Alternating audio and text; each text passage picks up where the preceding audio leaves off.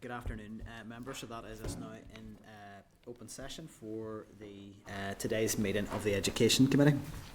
So we'll just start with housekeeping as usual. The committee meeting will be recorded and broadcast throughout Parliament buildings and online, and I would advise anyone in the public gallery that they're welcome to use mobile devices as long as they're in airplane mode and that all devices are muted, and you can connect to the Assembly Wi-Fi, and password details for that are available on the gallery rules, and it is not permitted to take photographs or record any of the meeting. So item 1 on the agenda, and we have a big agenda today, so we'll try and get through the early business as quick as we can, is apologies. So I can see that Colin is joining us online. Can I check for any apologies? No other apologies? Okay, that's fine. So that takes us on then to chairperson's business. So just a couple of things to raise here. First of all, you will have in your packs briefing paper at page 5, and then also another paper at page 3 in your tabled papers, which is a record of an informal briefing with Young Enterprise that was held with the committee on Tuesday the 18th of February. I think it was a really helpful briefing, and it really did highlight just the key work that Young Enterprise have done over many years, and it was drawn out in that session very clearly.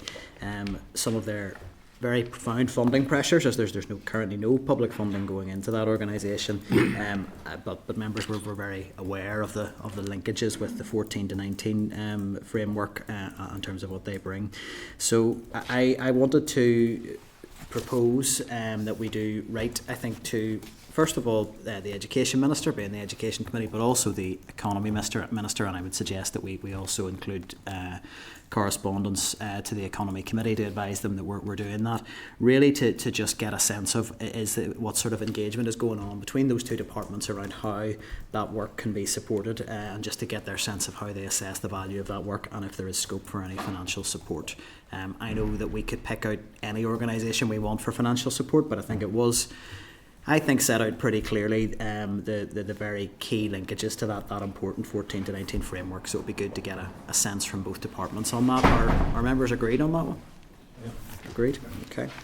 And then item 2.2 is the record of the informal briefing that the committee received last week from the Middletown Centre for Autism, and that's at page 16, as well as the slides that were included at page 18. I'd want to just start by proposing that we do write to the Middletown Centre and thank them for their really warm welcome, their hospitality, and for the really, really helpful presentation that they gave us. I think it's important to put that on record from the committee.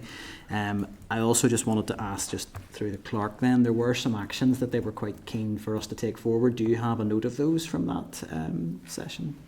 Yes, they were in with the slides, and in particular the Middletown Centre wanted to be engaged in the SEND delivery plan, because obviously it has huge expertise, notably in the area of CPD and ongoing teacher training, which they felt they could deliver with existing resources on Baker Days. And there were several where they also thought that they could help advise on simplification of the delivery plan, again based on their Centre of Excellence work. So those were some of the... Yeah. And for members who were there, Danny, do you want to come in with anything you wanted to add to that? Yeah, just in I think my memory serves me right, they were referenced in the same plan but weren't consulted. Yeah. I think that was one of the points they were making then, yeah.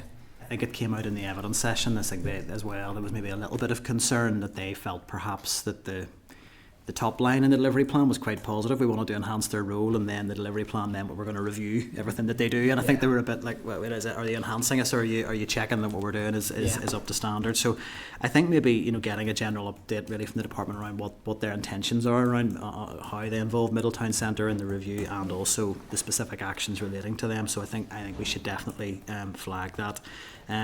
They did raise the really quite small pot of money they received to provide a regional service, and that they feel, I think my sense was that they deliver a really expert service but feel quite constrained in what they can do, and they're quite limited to a set referral number that the department seem to set for them, and they're not even really clear how that figure's arrived at. So I think points that were raised by the clerk around their interest, particularly in that space around CPD and autism, and if the department will engage them a bit more perhaps on that, how that can be maybe just rolled out a bit more strategically. The other points from Danny and David. The other point I remember was just around the sort of estate that they have on their grounds and the listed building in particular. And I don't know who exactly would be the best person to write to in terms of whether you're writing to communities or whether you write to the executive in its entirety to say, maybe we need to look at this more widely as well, in terms of you've got an organisation like that that's just never going to have the funds, and if they did have the funds, they're never going to spend it on just the upkeep of and shouldn't spend it on the upkeep of a listed building. But that's an issue for both their built heritage and an issue for the organisation or school or whatever has that on their grounds. So there may be cases where you've listed buildings in use and that's a different matter, but where they're sitting unused and essentially being allowed to rot because it shouldn't fall upon the likes of Middletown. So I just think that's worth raising.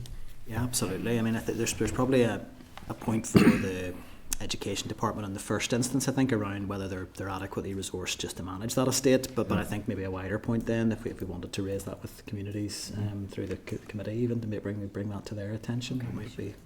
Certainly, the education is just a case of because it seems to be cross-cutting in terms of built heritage and the education piece. So just whoever's responsible, sort of looking at that. Okay, because I'm sure they're not the only example either. Yeah. No, I would imagine so. Okay, well, there were quite a lot of things that they were keen for us to take away. I certainly was struck just by the broad range of work that they deliver on really quite a small budget, and just that impact that they have, that they're not going in just to deliver an intervention with one child. They roll out that whole school approach that the school then takes away for future use, which I thought was a really good model. So if we're all agreed on those actions discussed? Mm-hmm. Okay. The only other one that I just wanted to raise myself was just one that has been circulating in the media for a little while, and we haven't had anything on it in committee or any public statement on it, as far as I'm aware, is just that issue around the Access NI checks within the Education Authority with for non-teaching staff, classroom assistants, but more widely. And I just wanted to, just given that there hasn't been an obvious forum for us to raise that here, whether it would be appropriate for the committee to write to the EA to seek a written update on what work is being done, just to address those quite high numbers. We did see in excess of, I think, from a question that I put in around, it was over 200, certainly haven't had an Access an NI check for over 6 months. And that, I would imagine most people looking in at the system would raise a concern around that. So it's really just to get a sense of what they're doing to address that. Any views from members? Yeah, right. Peter and then Michelle. Yeah, sir. Unless the lady likes to go first. Oh, you had your hand up first. Okay. No, look, no issue with that whatsoever, Chair.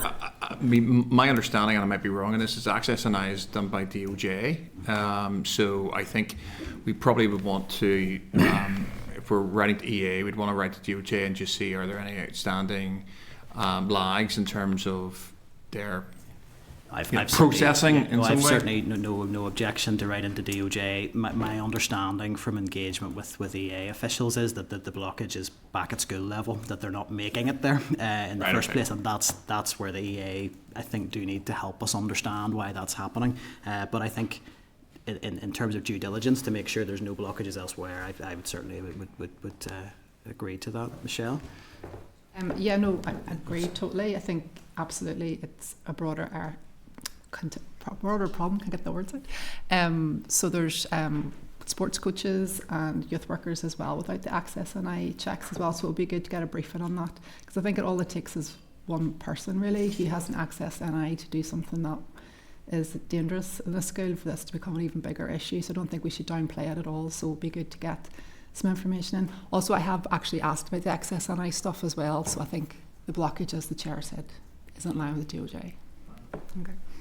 Sorry, Deputy Chair, I hadn't seen you. Just picking up on what you said, Chair, in your discussions with the EA, are the EA saying that schools are recruiting people into their schools without the Access NI check?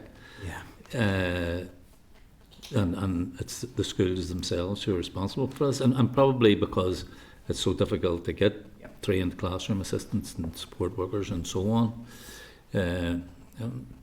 I mean, it seems like a serious issue, but it's also one I think that could be easily resolved. You would have thought so. Yeah. That's what I would have thought. But Yeah, and certainly for my engagement with the EA, because I have tried to understand it and tried to engage with principals as well locally to understand where it's coming from. It does seem that there were potentially, and again, it would be good to get this clearly from the EA. It does seem that potentially there is some space for a temporary window without an access NI, perhaps in an emergency recruitment scenario. But once we're sort of beyond 6 months, I think it would be very hard to justify that as an emergency recruitment scenario. So, would be good to get the clarity if members are agreed on both those points. Are you agreed? Okay, that's fine. So on to item 3, which is declaration of interests.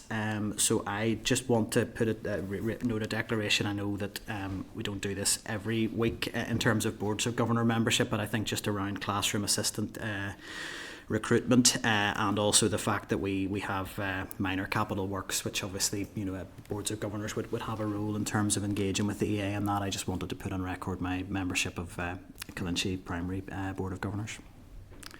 I'll do the same, Chair. I'm Board of Governors, St McCartan's Primary School. Any other indications? Vice Board of Governors, Grosvenor Grammar and Mitchell House.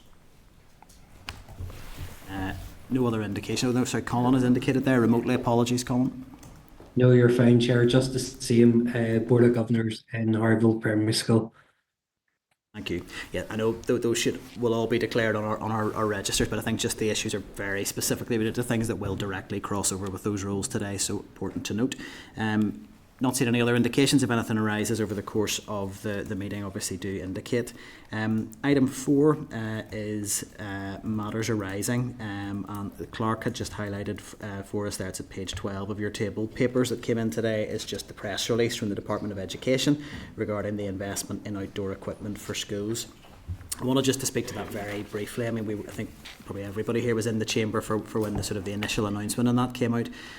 I just wanted to see if committee was content to maybe go back to the department to get a little bit more clarity, because I'm getting some feedback and I don't know if other members are getting the same from principals, and it was referenced in the chamber this week around just a few challenges emerging with that. One particularly on timescales about when this money needs to be spent, and that some principals are finding that challenging. To get some clarity around whether or not the companies approved for procurement via the EA are actually in a position to turn this around in the required timescale. And also I've had principals contacting me who have previously invested quite significantly in their outdoor play, who feel that they don't really know what they're supposed to do with this money and whether there's any advice around how the money is earmarked and what can be done. So I just wanted to propose that we note it, and obviously no one here is going to do anything other than welcome investment in schools, but there do seem to be some practical considerations arising from this, and I just wondered if members were agreed we get some clarity from the Minister on those. Agreed. Okay, that's fine. Item 5 is draft minutes. Sorry, before you move on, could yes. I raise a matter as well? Certainly. It's in relation to the Minister's evidence a couple of weeks ago here at the committee and around Lisneal.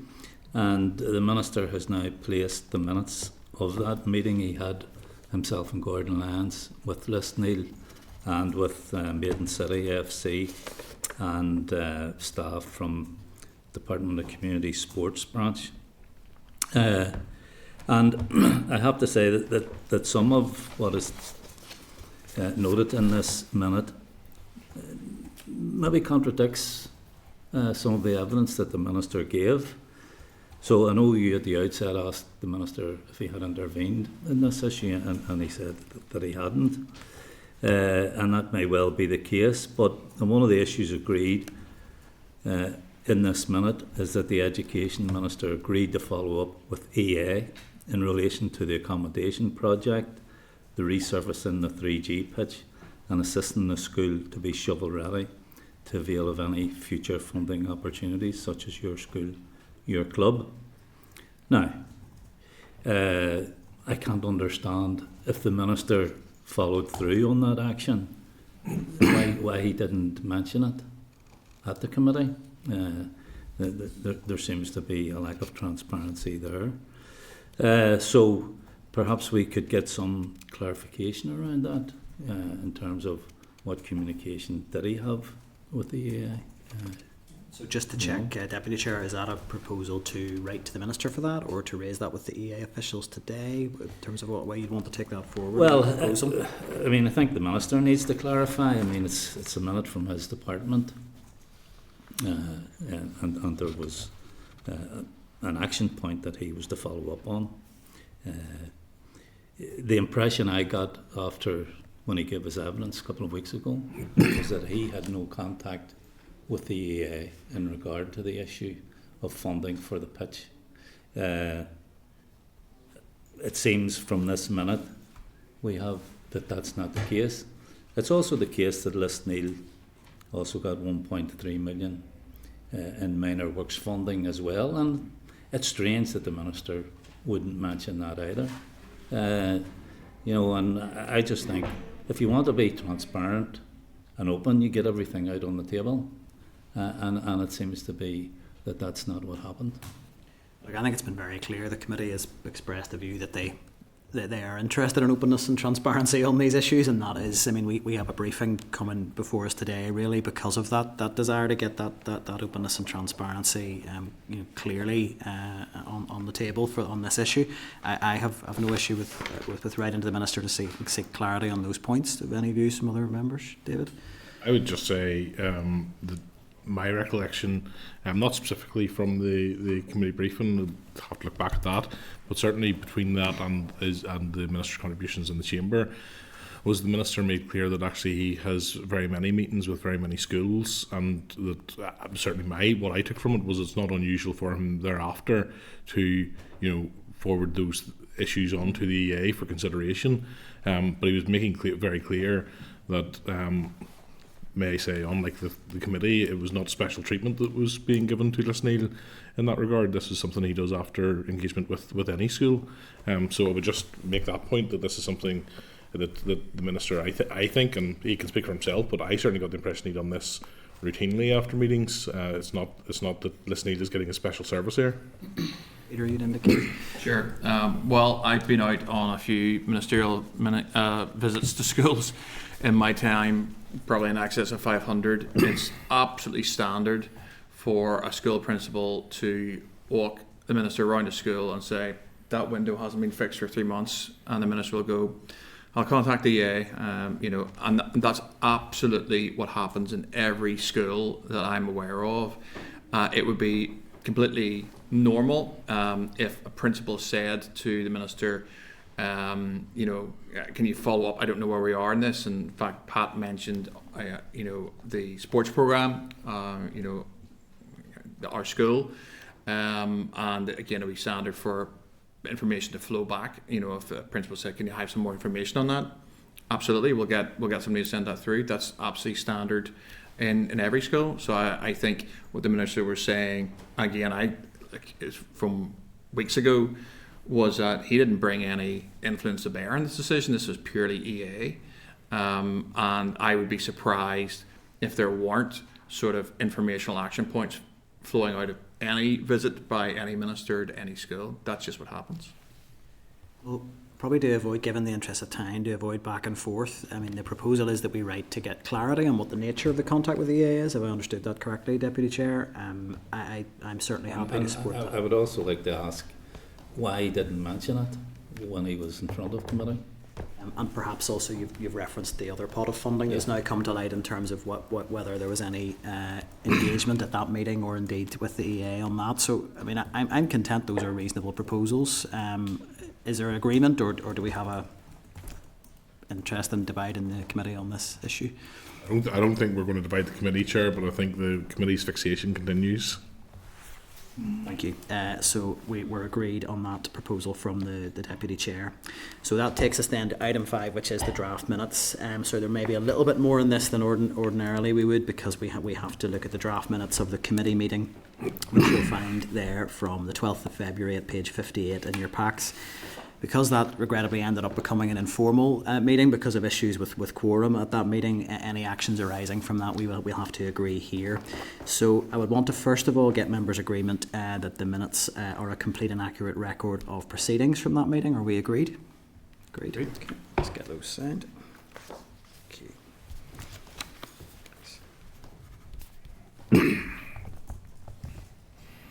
And then we have the draft minutes then sort of the concurrent committee meeting. This is the one where we need to maybe do a little bit more work to just agreeing any further actions, and that's at page 66 of your packs, and that's from the 19th of February 2025, last week's concurrent meeting, which became an informal one. So first of all, can I get members' agreement that the minutes are a complete and accurate record of proceedings of that meeting? Are we agreed? Agreed. Okay. And then we couldn't agree formally on any actions to be taken, but there were a number of actions that arose from that. So please come in with anything that I miss here, but the clerk has provided a note of a few that we wanted to follow up on. So we have fairly general further information on the SEND delivery plan. I'm not sure that might give the department a lot to go on in terms of what we're asking for. There is a note around the need for a joint education and health workforce plan. So I think that was something that emerged really quite clearly. I think there was probably acceptance between both sets of officials that would be desirable, but it didn't seem to feel deliverable from the evidence that I heard on the day. So I think there was certainly an interest in writing to both respective ministers, health and education, around really some specific detail on what work is being undertaken to move towards joint workforce planning in terms of how we meet those health needs that exist in the education system, particularly in relation to SEN. And I would just add to anything we agree here, I think we probably to notify the Health Committee of anything that we're doing, just as courtesy on that basis. There was some information raised around a proposed Operation Encompass database, and that we wanted more information on that in terms of what that entailed and how that would be delivered. So, so not to be confused with the domestic violence in yes, schools Encompass. It was a different operation, phrase. Yeah, it's a all round data. So to try and understand a little bit what that related to, then there was some specific issues raised about speech and language therapists who could deliver support in Irish, and how many of those are in the system. So I think we asked about getting some numbers on that. And then the old chestnut that we've revisited a number of times around the number of allied health professionals that are available in the system to support with special educational needs. And again, I think it was quite clear from the meeting that there doesn't seem to be a clear baseline on that, but I think we should put in writing, even if to note our concern on that and the committee's interest in getting that benchmark and baseline in place, because I'm not really sure how we can plan for SEND services if we don't have that in place. So those, then there was also nursing provision in schools, and I think it was agreed that we would certainly want to notify the Health Minister of this committee's keen interest in that issue, and when the review of the needs profile within special schools and the outworking of that in terms of nursing provision is complete, that the committee would ask to be cited of that immediately, and then we can take forward how we engage with that at that stage.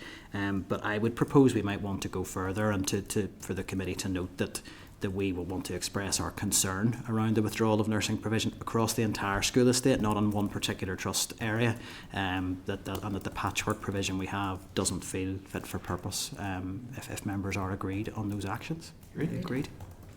Okay, that's fine. That is us. We'll move on. So a little bit longer at the start this week than usual. So we'll do our best to try and make up time where we can. So that moves us on to item 6 on the agenda, which is our oral briefing from the Ulster University and Centre for Effective Services, which is to brief the committee on their report on classroom assistance and the research work that they have done in relation to the classroom assistance workforce. So I'd refer members, just while the witnesses are seated, to a briefing note from the clerk at page 71, a copy of the classroom assistance in Northern Ireland report at page 73, and then there's a separate section with some of the infographics from that report at page 142. So you're all very welcome here today. I was really delighted to be able to previously sponsor your event in the building where you presented that research, and I think it was a really great day where we got to look into some of this, really hear from classroom assistants in detail, and then to get a sense of maybe where we need to go to utilise this role more effectively and perhaps understand the role as it currently exists in the system. but it's for you to present the evidence today, and we'll hopefully be able to move into a presentation in a moment. So we've got Professor Una O'Connor-Bones with us, Senior Lecturer at the University of Ulster. We have Dr. Caroline Courtney, Research Associate at the University of Ulster, and Majella McCloskey, who is the Director of the Centre for Effective Services. So I think really the best format here would be for you to present anything that you want to the committee in terms of that research report, and we would ask for that to be at least 10 minutes if possible. I know you have a lot of material there that you're keen to get through, and then we'll move to question and answer, and we have a very, very big agenda today, so we'll be looking at 5 minutes per inquiry for each member, so I need everyone to work with me on that today. So I'll hand over to yourselves. Thank you. So, thanks, Nick. So I'm going to start, and as you said, I'm Majella McCluskey, and I'm Director at the Centre for Effective Services, and I just want to set out very briefly the context for this research. And as you've said, I'm joined by Professor Una O'Connor-Bones, who has a significant track record of research into special education and inclusion, and Dr. Caroline Courtney, who is our data expert on this study. So CES is an all-island intermediary organisation, and our particular role in this research is to support the use of evidence, so to make sure that it doesn't just sit on the page, but is used in the design of policy and in the design of services. And we have a track record of doing that on a number of transformations, both in our Belfast and Dublin office. This research was independently conducted. It follows our joint international scoping review that looked at the deployment of classroom assistants internationally, and is the first time such a very significant data set of the views and perspectives of classroom assistants has been amassed in Northern Ireland, so it's very, very important. So Una is going to take us through the research, and then we'll happily answer your questions. And as Nick said, there's a lot of messages in it, but I've tried to condense it to one page, if you'll bear with me. So thank you again just for the opportunity to present today. So our starting point for undertaking this research was that getting a sense of who the classroom assistants in Northern Ireland are is both necessary and long overdue. As a pivotal workforce in schools, issues like their role, their deployment and their career development has never been directly explored, so we were very keen to capture their perspectives and their experiences and ensure that those insights are used to inform the SEN reform agenda or certainly contribute to it. As Majella alluded to, we gathered survey responses from almost 1,500 classroom assistants working in mainstream and special schools across Northern Ireland, and that was supplemented with focus group interviews. And for us, that provided a solid, original evidence base from which we could begin to really probe and consider the role of the classroom assistant, and also ask ourselves, what is its function in schools and classrooms of today? The key findings in the report highlight an enduring pattern of inconsistency in the deployment of the classroom assistant role, and it has impacted on multiple aspects of doing their job, not least in relation to their recruitment, the job description, their contractual conditions, their deployment in classrooms, their access to training, and also their options or not for career development. And I think collectively this legacy of confusion and ambiguity has led to kind of a distortion of expectations around the role, and it has also diminished the status of the post. So it's clear from our study that change in and around classroom assistants is overdue. We're also very aware it's an emotive topic. It's always going to be an emotive topic, and it'll involve a shift in hearts and minds across the education system, as well as with parents and pupils. And our findings have also confirmed that there isn't a single solution to resolving the challenges identified by classroom assistants, since many of these are so interconnected. And in our mind then, a cohesive response is vital to ensure that any reform of the classroom assistant workforce has clarity of purpose in its direction and implementation moving forward. As part of the analysis of the findings from the classroom assistant data, we identify a series of intersecting messages which we see as the starting point for a responsive and progressive approach to address some of the core issues that will inform the future of this critical role. And that relates to the areas I mentioned previously, to their job description, to the nature in which they're recruited and deployed, their options to access training, to have career progression and promotion pathways, and also what the role of the classroom assistant itself should be in classrooms of today.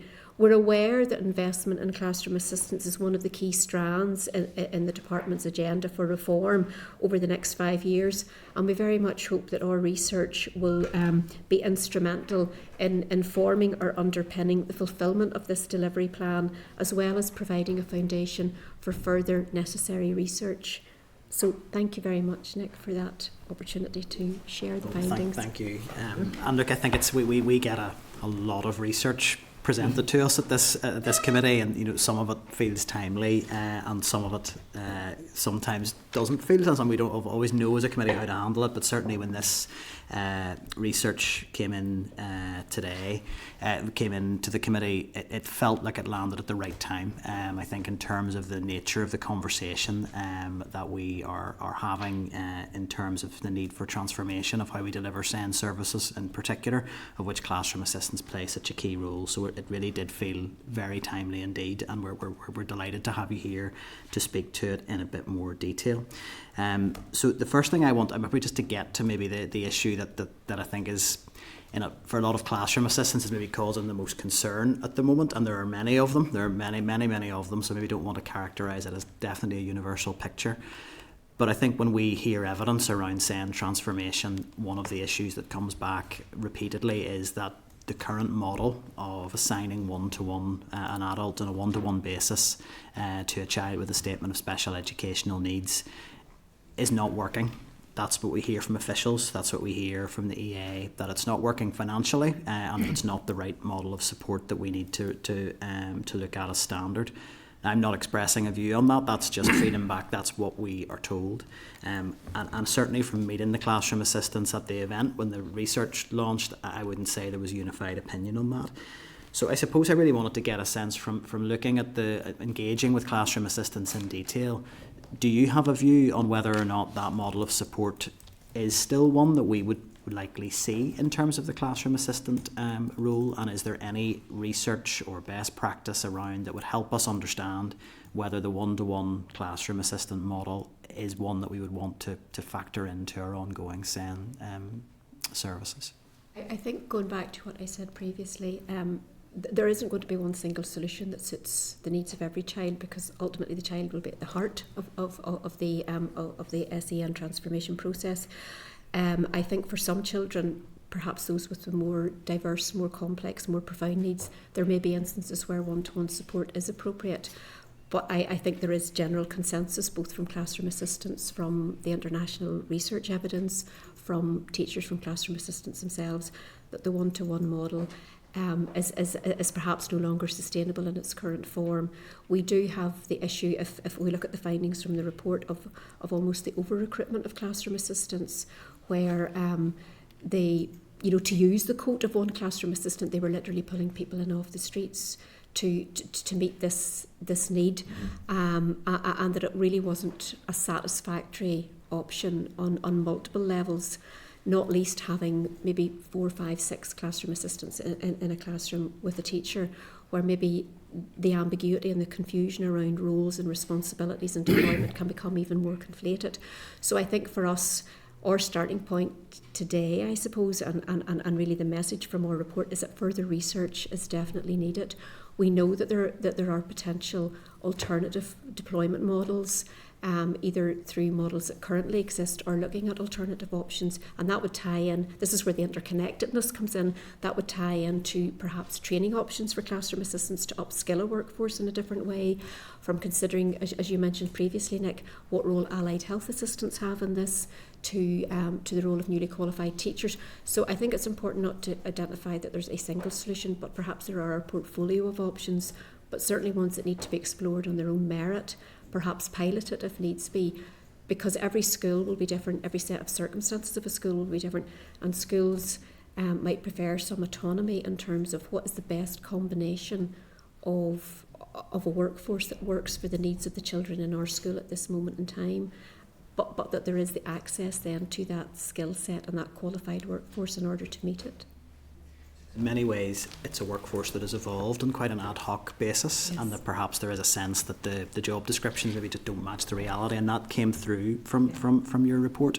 In terms of that need to review the job descriptions then, I mean, we're post-pay and grading review, and I would hope that we don't meet resistance from the EA, because almost I would worry there'd be a sense that that work's been done. But a clear recommendation that seems to come through here is that we need to look at how we define these rules, and if that means jobs need to be reevaluated, renamed, and training pathways and career progression needs to be developed, that is what we need to be looking at. So in terms of an action arising from that, if we were going to be following this up as a committee with the EA in particular, would you say that the review of the job descriptions and a job evaluation exercise around that would be an obvious action arising from the report? I think so, but again, when you're thinking about the review of the job description, I do still come back to this. What do we want a classroom assistant to be in classrooms of the 21st century? It's not the job that it was 5 years ago, even let alone 10 years ago. So when we're looking at the review of the job description, it's also asking those questions. What qualifications might we like a classroom assistant to have? There's an awful lot of research. I mean, classroom assistants, the generic entry point is the level 3 childcare qualification, which is grand and it has served a purpose. But we've looked at other jurisdictions where perhaps a more education-focused qualification is perhaps a better option, so that classroom assistants are coming into their post with maybe a more grounded understanding of education, of curriculum, of pedagogy, that gives them a firmer footing almost in classrooms. So the review of the job description implies several layers of qualifications, what kind of options for training are there, in a way that leads to a skilled and informed workforce who can actually deliver what schools and what classrooms and what children need in a more meaningful way, but also has created a skill set for the classroom assistants that allows them to see this as a career pathway, as an actual professional pathway, rather than the kind of feeling that they're just being added in to fill a gap at the moment. So to be clear then, there's no suggestion that we need to look at what classroom assistants are doing and reevaluate the jobs to make sure that it reflects the tasks they're doing. We need to go back a step to what is it we want them to do. What is the purpose of this role across the whole education system? Not just SEN, because I think we need to be clear, it's not just SEN. There's a really vital role in foundation stage as well, which I think has maybe been diluted a little bit by some of the focus on SEN. So it's really, that's the work that needs to be taken forward from your perspective. Yeah. It's what do we want these particular staff members to do in the education system. It's also a way, it's also a way of, we've ended up with a workforce who are very demotivated and very disincentivised, but to present it and to repackage it as a role that actually is an attractive job option for some people, is an attractive job option in terms of, I know exactly what I'm doing and I feel trained and qualified enough to do it, but I also have a career, rather than I'm just in to fill a gap, which is what it feels like to a lot of classroom and assistants. Some of them mentioned that they wanted to be professionalised. Yeah. They felt that their role needed to be professionalised. And it's to do about status and feeling valued in the school, that rather than you've just been brought in. So having that kind of status that goes with having a professional recognition of what we do in schools was something that mattered a lot. So the outcomes for our children is a jigsaw puzzle, and a number of different players are really critical to that. The teacher, the parent, the home life, and the classroom assistant. So it's about the interplay of all of those professionals, I think, and then figuring out specifically what it is that we want our classroom assistants to do. And that will vary according to the needs of our children and young people that are going through the education system. And we very much saw that as it's a process related approach, but it has to be one best practice, I suppose, is co-design. So it's something that is co-designed with classroom assistants themselves, but also with teachers, with SENCOs, with principals, in order to everybody's really, really clear who is this workforce and what do we want them to be and what do we want them to provide. And that way you're getting that trust and that buy-in into a new system that to demonstrate that it does work and that it can work very effectively, because it has to be seen as a win-win, I think, for everybody involved in the equation, not least the children that are at the centre of it. One of the things that was raised with me, and I'll finish on this, was just an educational psychologist that I spoke to at the event when we were when you launched the research, was that they were very clear that on the occasions when they make a recommendation for a one-to-one classroom assistant, that they make that recommendation with the expectation that their professional judgment will be taken into account on that, and that they were just wary of a system where we would say that's not something that's going to happen anymore. So it's just to be clear, what you're saying from the research is that this will be a mixed approach in terms of how we utilise this workforce going forward. But I think the review of the workforce in terms of what is the best way forward and what evidence base can we use to inform the best way forward has to be the starting point, definitely. That's wonderful.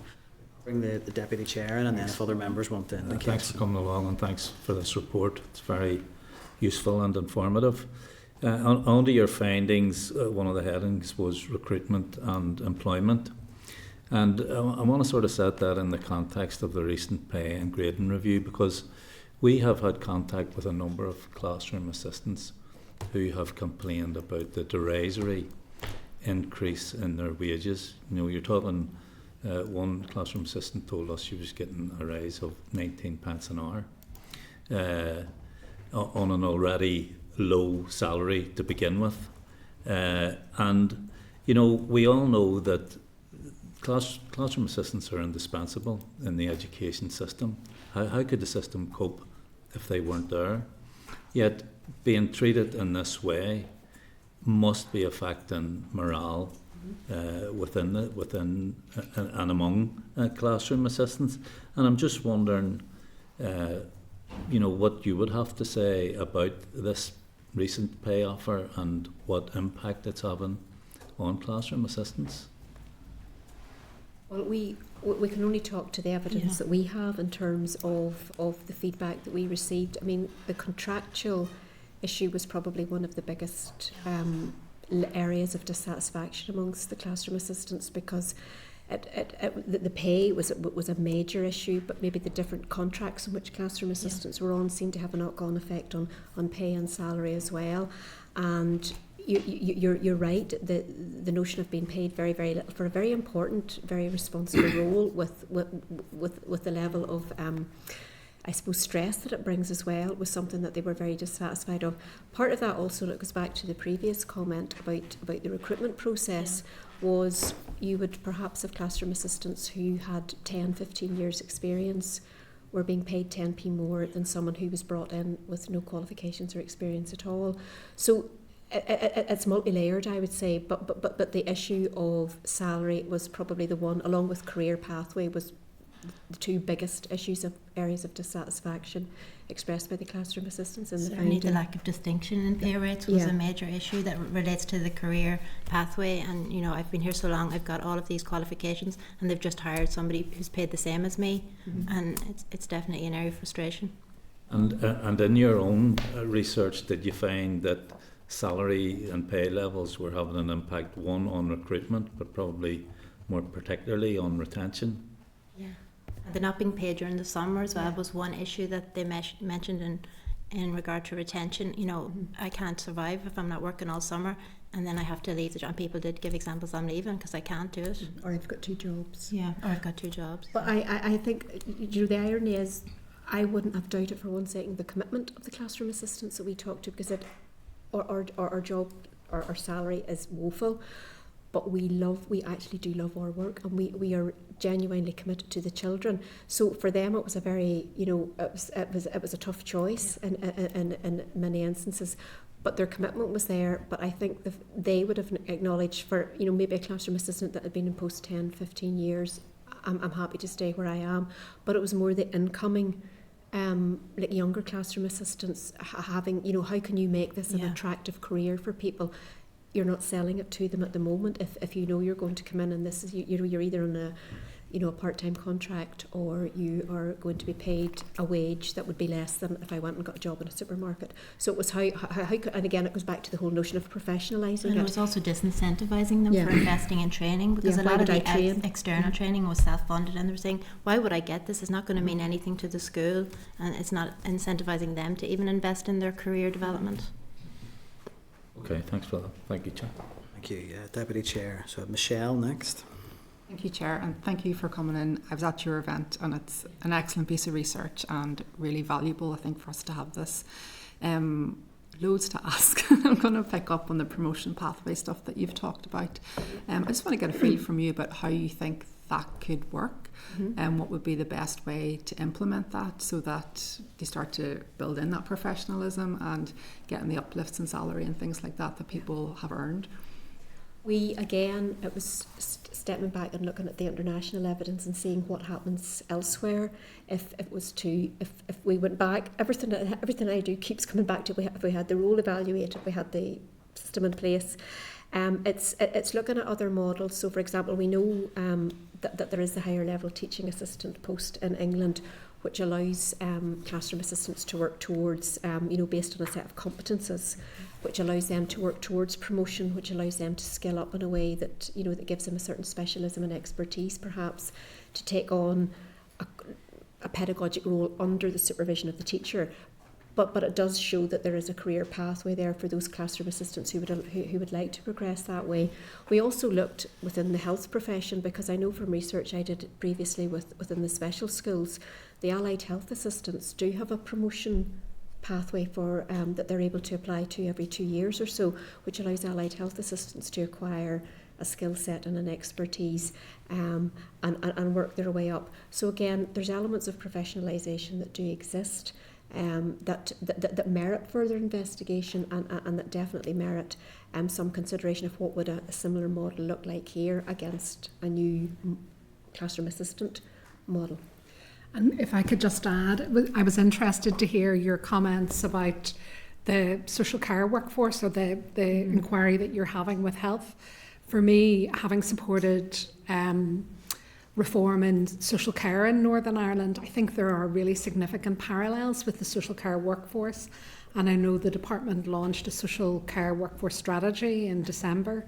So I think there are lessons to be learned there about setting standards, qualifications, even registering people who are delivering this role that could be beneficial going forward, as well as a qualifications framework. I think that something like a professional body would have any kind of merit. If this has been raised in the context of like some of the early years stuff in terms of very similar parallels in terms of professionalising, that they would have a professional body that would kind of oversee and manage a lot of this on behalf of the early years, but classroom assistants. I don't know if that's something that has been given thought or consideration, whether there's even merit in something like that. There could be merit in consideration in tandem with agreeing the role, agreeing the role and the deployment of classroom assistants. That could be helpful. But certainly there are parallels and lessons to be learnt, I think, from other reforms, other transformations that could be useful. I think you also touched on there, it links into this, was you mentioned the higher level teaching post and people coming in and teaching under supervision of the teacher, but in your report it says that quite a high percentage of classroom assistants are delivering lessons. I'm assuming that's not in supervision, or are they being supervised? Are they doing that when the teacher's not available? Do you know what the scenario is? Or I think it's like 16% of classroom assistants delivered lessons frequently. And did they get paid for that? We didn't specifically ask them to elaborate on those roles, but certainly in some there were different for different classroom assistants. Some of them might be taking pupils aside to teach them, or some of them there were instances of the teachers not there and there's nobody else to take the class. So I think it varies. And it seemed to be kind of almost a reactive response to a situation in a school where some of the classroom assistants indicated there was no sub cover. So we took the class. There was we weren't able to have a teacher and the teacher was sick with short notice, or also, as Caroline said, sometimes children being withdrawn to provide teaching support. Now with the higher level teaching assistant, for example, there would have been a certain number of competences required to achieve that role. But the guidance around the higher level teaching assistant has always been very explicit that kind of pedagogical support, if you like, can be provided to children by a HLTA, but under the supervision or under the direction of the teacher. So it's not an ad hoc approach. It's not something that's done, informally. That there is a structure, there is a process for it. And are you aware that if someone who's a classroom assistant and there's no sub takes on the role of a class, do they get paid for that, or are they just doing that at goodwill? Certainly there was some frustrations voiced around the fact that if a substitute teacher comes in, maybe just a newly qualified teacher, that they're running, the classroom assistant has to take on the leadership role in the class and they're not getting paid. We can maybe assume from that they're not but we didn't ask them specifically. But I think it's why it feeds into that sense of frustration and demotivation of why am I doing all of this, or I'm doing all of this, and I'm still, I still don't have a professional status. I'm still not, recognised for the range of duties that I'm delivering, and it's feeding that ambiguity around the role also. Time's just beating us on that. So, Danny, you were next there. Thank you, Chair, and thank you. It's a very, very good piece of work, and very timely, as the Chair said. Have you had any consultation with the Minister or any of the officials around the SEND transformation plan that they released a couple of weeks back? No, we were in touch with the Minister before the launch of the report, and we had a conversation with them there. We are going to meet with the Department of Education colleagues on Friday, so we'll maybe have a bit more clarity maybe in terms of what contribution perhaps we could make in terms of contributing to the rollout of the transformation. I think that'd be very important. You said that co-design, that parental engagement.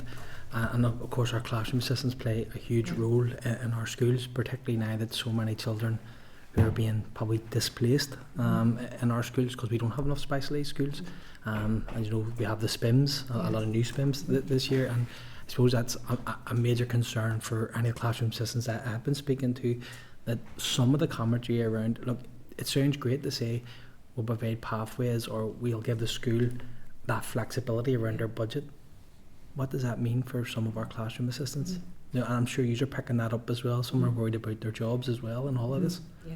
So I would just comment slightly more broadly, Danny, that a transformation agenda of this nature, the international evidence now shows how important trust is when you're implementing change like this. And that trust needs to come right through the system, from parents and children being trusted, classroom assistants feeling that they're trusting the change, school leaders, the education authority and the department. That relationship of trust is really critical to effective implementation of change. And I think we need to see this agenda being rolled out in a way that builds trust and that allows the voice of classroom assistants and parents and children, as well as the evidence that's been amassed here and internationally, to be really well used. And also that we then take this forward in a way that builds our own evidence base, that we identify what are the outcomes or the indicators of change that we want to see for our children and young people. How are we going to measure that?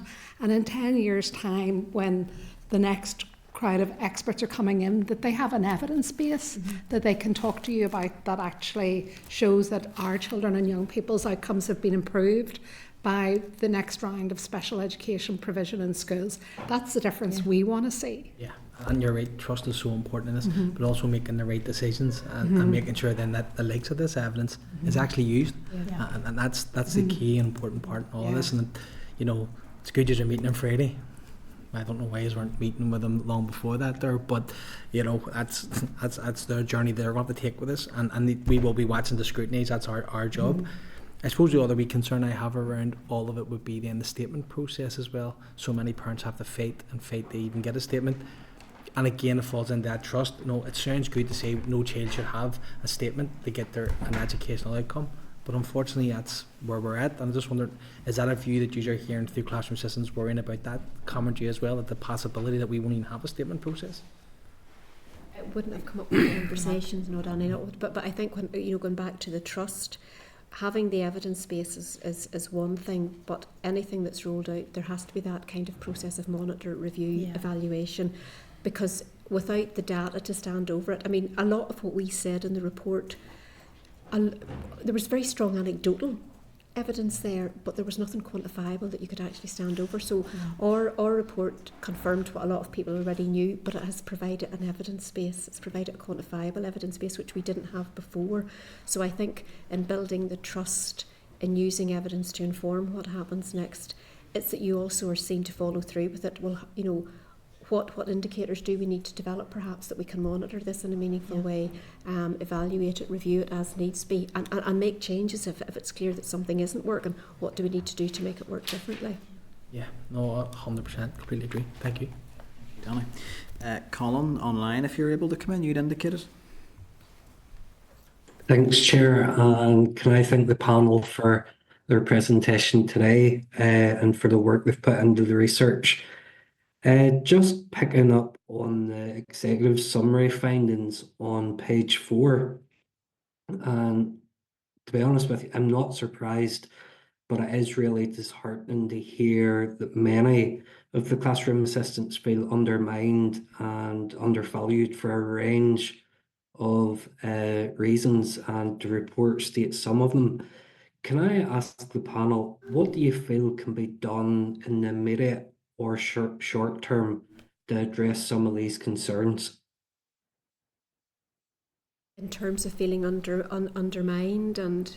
Undermined and undervalued, yeah. One, it's maybe a very glaringly obvious answer to begin with, but probably the most important thing we did at the launch was that we made sure the classroom assistants were there themselves. Yeah. Classroom assistants, even in the previous, the independent review of SEN, the NICI review, which were both incredibly important, very valuable reports, included observations on classroom assistants, but they were from teachers or from educational psychologists. So I think actually providing a voice for classroom assistants has probably been the most important thing that we've done in our research, because the number of times we heard nobody has ever asked us what it's like for us, nobody has ever asked us what our experience is, and getting that direct evidence base, getting that direct voice from the classroom assistants gives a validity, I suppose, and a rigour to what we have done, because it's their experiences, their perspectives. So I think positioning them, if you like, as a contributory and a necessary and a vital part of the whole SEN reform agenda is probably, you know, a huge incentive to them, and it's a huge boost to them, because it's actually recognising you have a role and you have a contribution to make in terms of the reform agenda.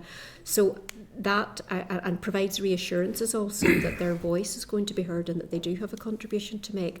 So I think for us that was a very, very important starting point, and saying you're part of the process. No, thank you. That's really important. And then the second question, if I can, is just touching on the qualifications and experiences for appointments on page 17. And 46 of respondents did not have to have any previous experience before they were appointed. Do you believe that the trend of hiring classroom assistants without that prior experience could have any long-term effects on the education system here in Northern Ireland? Well, the hiring without qualifications, I think that's symptomatic of the pressures that are in the system at the minute, where schools feel that imperative to we need to recruit classroom assistants, and so there's been some slippage in terms of perhaps the expectations for qualifications whenever they were recruiting classroom assistants, and certainly our data also showed, you know, that it has been a more recent trend, if you like, because classroom assistants who had been in post maybe 5, 10, 15 years were more likely to be qualified than the more recent hires. So I think it's not possible to separate it from those pressures that are in the system at the moment, and it's symptomatic of that. But it goes back again to then saying, well, what qualifications would we like classroom assistants have to make sure that anybody that is appointed moving forward, this is the baseline qualification that everyone must have. No, thank you very much, ladies, and thanks, Chair. Thank you. Colin, Peter, I'll bring you in next, you indicated. Thank you, Chair, and thank you for coming along this afternoon and sharing a really excellent report, I have to say. We've had lots of them over my time in the committee, and that's definitely one of the best ones, not least because it's readable. Not all the ones we see are, and understandable. So, look, well done. Some really interesting aspects to it.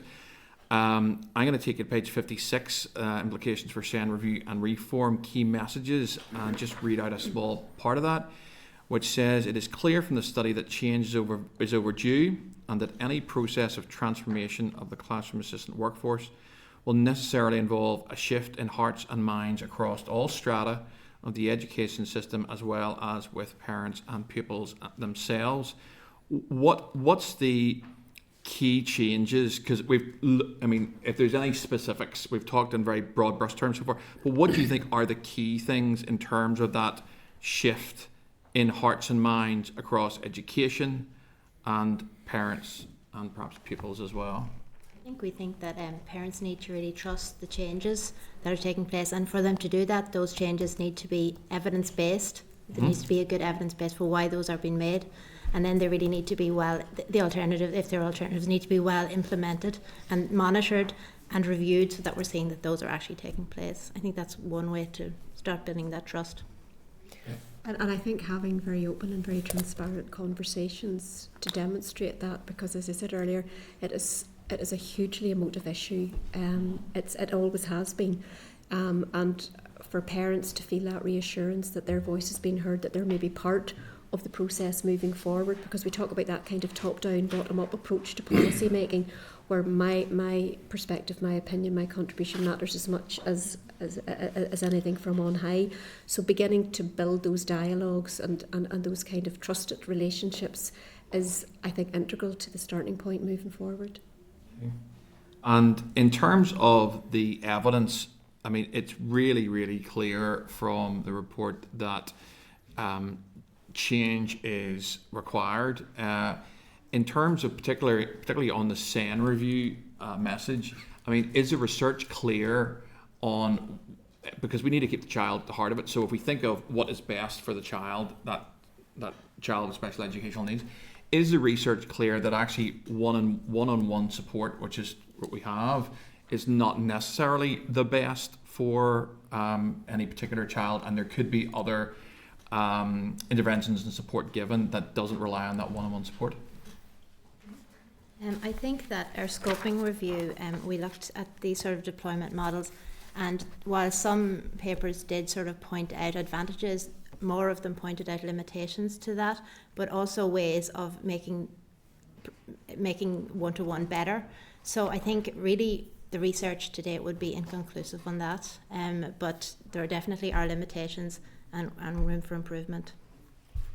And just to add the point that Una made earlier, that the multitude of adults that can end up in a classroom Yes. Mm-hmm.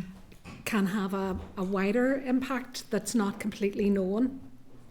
I mean, there's clear evidence that sometimes there are maybe 6, 7, 8 classroom assistants in one class, and I suppose my question and the driver behind it was that's quite a bit of resource. You know, is that the best for the children in that classroom? So I sort of interrupted you there, Jill. I don't know you want to follow up. I'd finished making my point. But I think it's also, as Caroline mentioned, any of the studies that have looked at that kind of impact of one-to-one support have generally been inconclusive, because it's difficult to separate what impact has a classroom assistant had versus all the other factors that are happening in a classroom.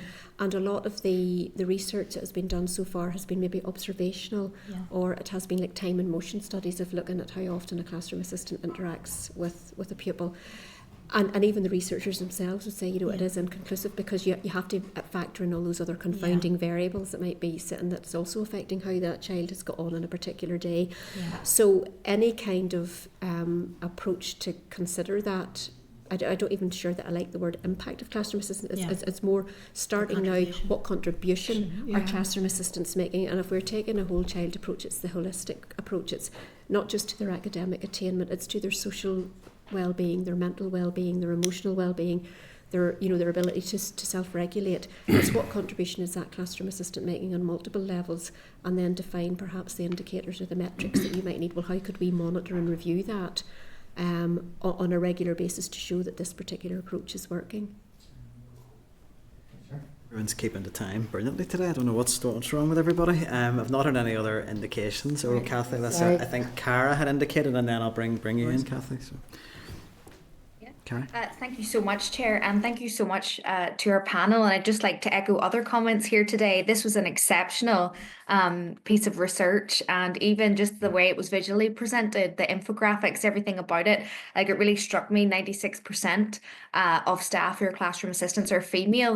There's a really a gendered aspect to this as well. And I know that the woman I've spoken with, they just feel completely not motivated at all, overlooked, underpaid, and just not listened to. And that really resonates with the kind of commentary that's in this piece of research.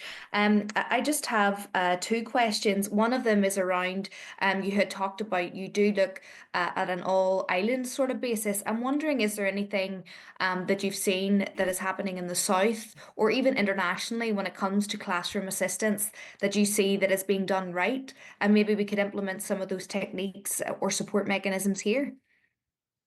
No, I was going to suggest that we maybe refer to the international scoping review. Yeah, but also, I mean, if we were to pick particular things, Cara, when it came to, for example, looking at the qualifications, what might the qualifications look like?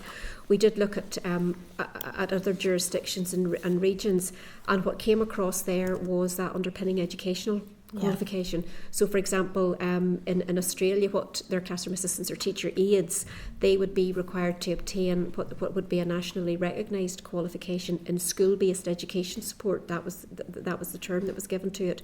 Whereas in somewhere like Canada, there were qualifications which required the completion of a programme in teaching assistance, or what they called educational assistance. So there was a fundamental education component as opposed to a care component attached to the qualifications. And we know that in the south, for example, there had been a call from the union Forsa to upskill their SNA, their special needs assistants, by raising the qualification level from a level 3 to a level 6. And that would become a mandatory criterion for schools who wanted to employ SNAs. Now that hasn't been implemented yet, but I think we can see that other regions are actually looking at again asking themselves probably, what do we want our teaching aides or teaching assistants to do, and what do we want them to provide, and how might we best go about doing that in a meaningful way that will benefit the children, but also then the role of the classroom assistant themselves.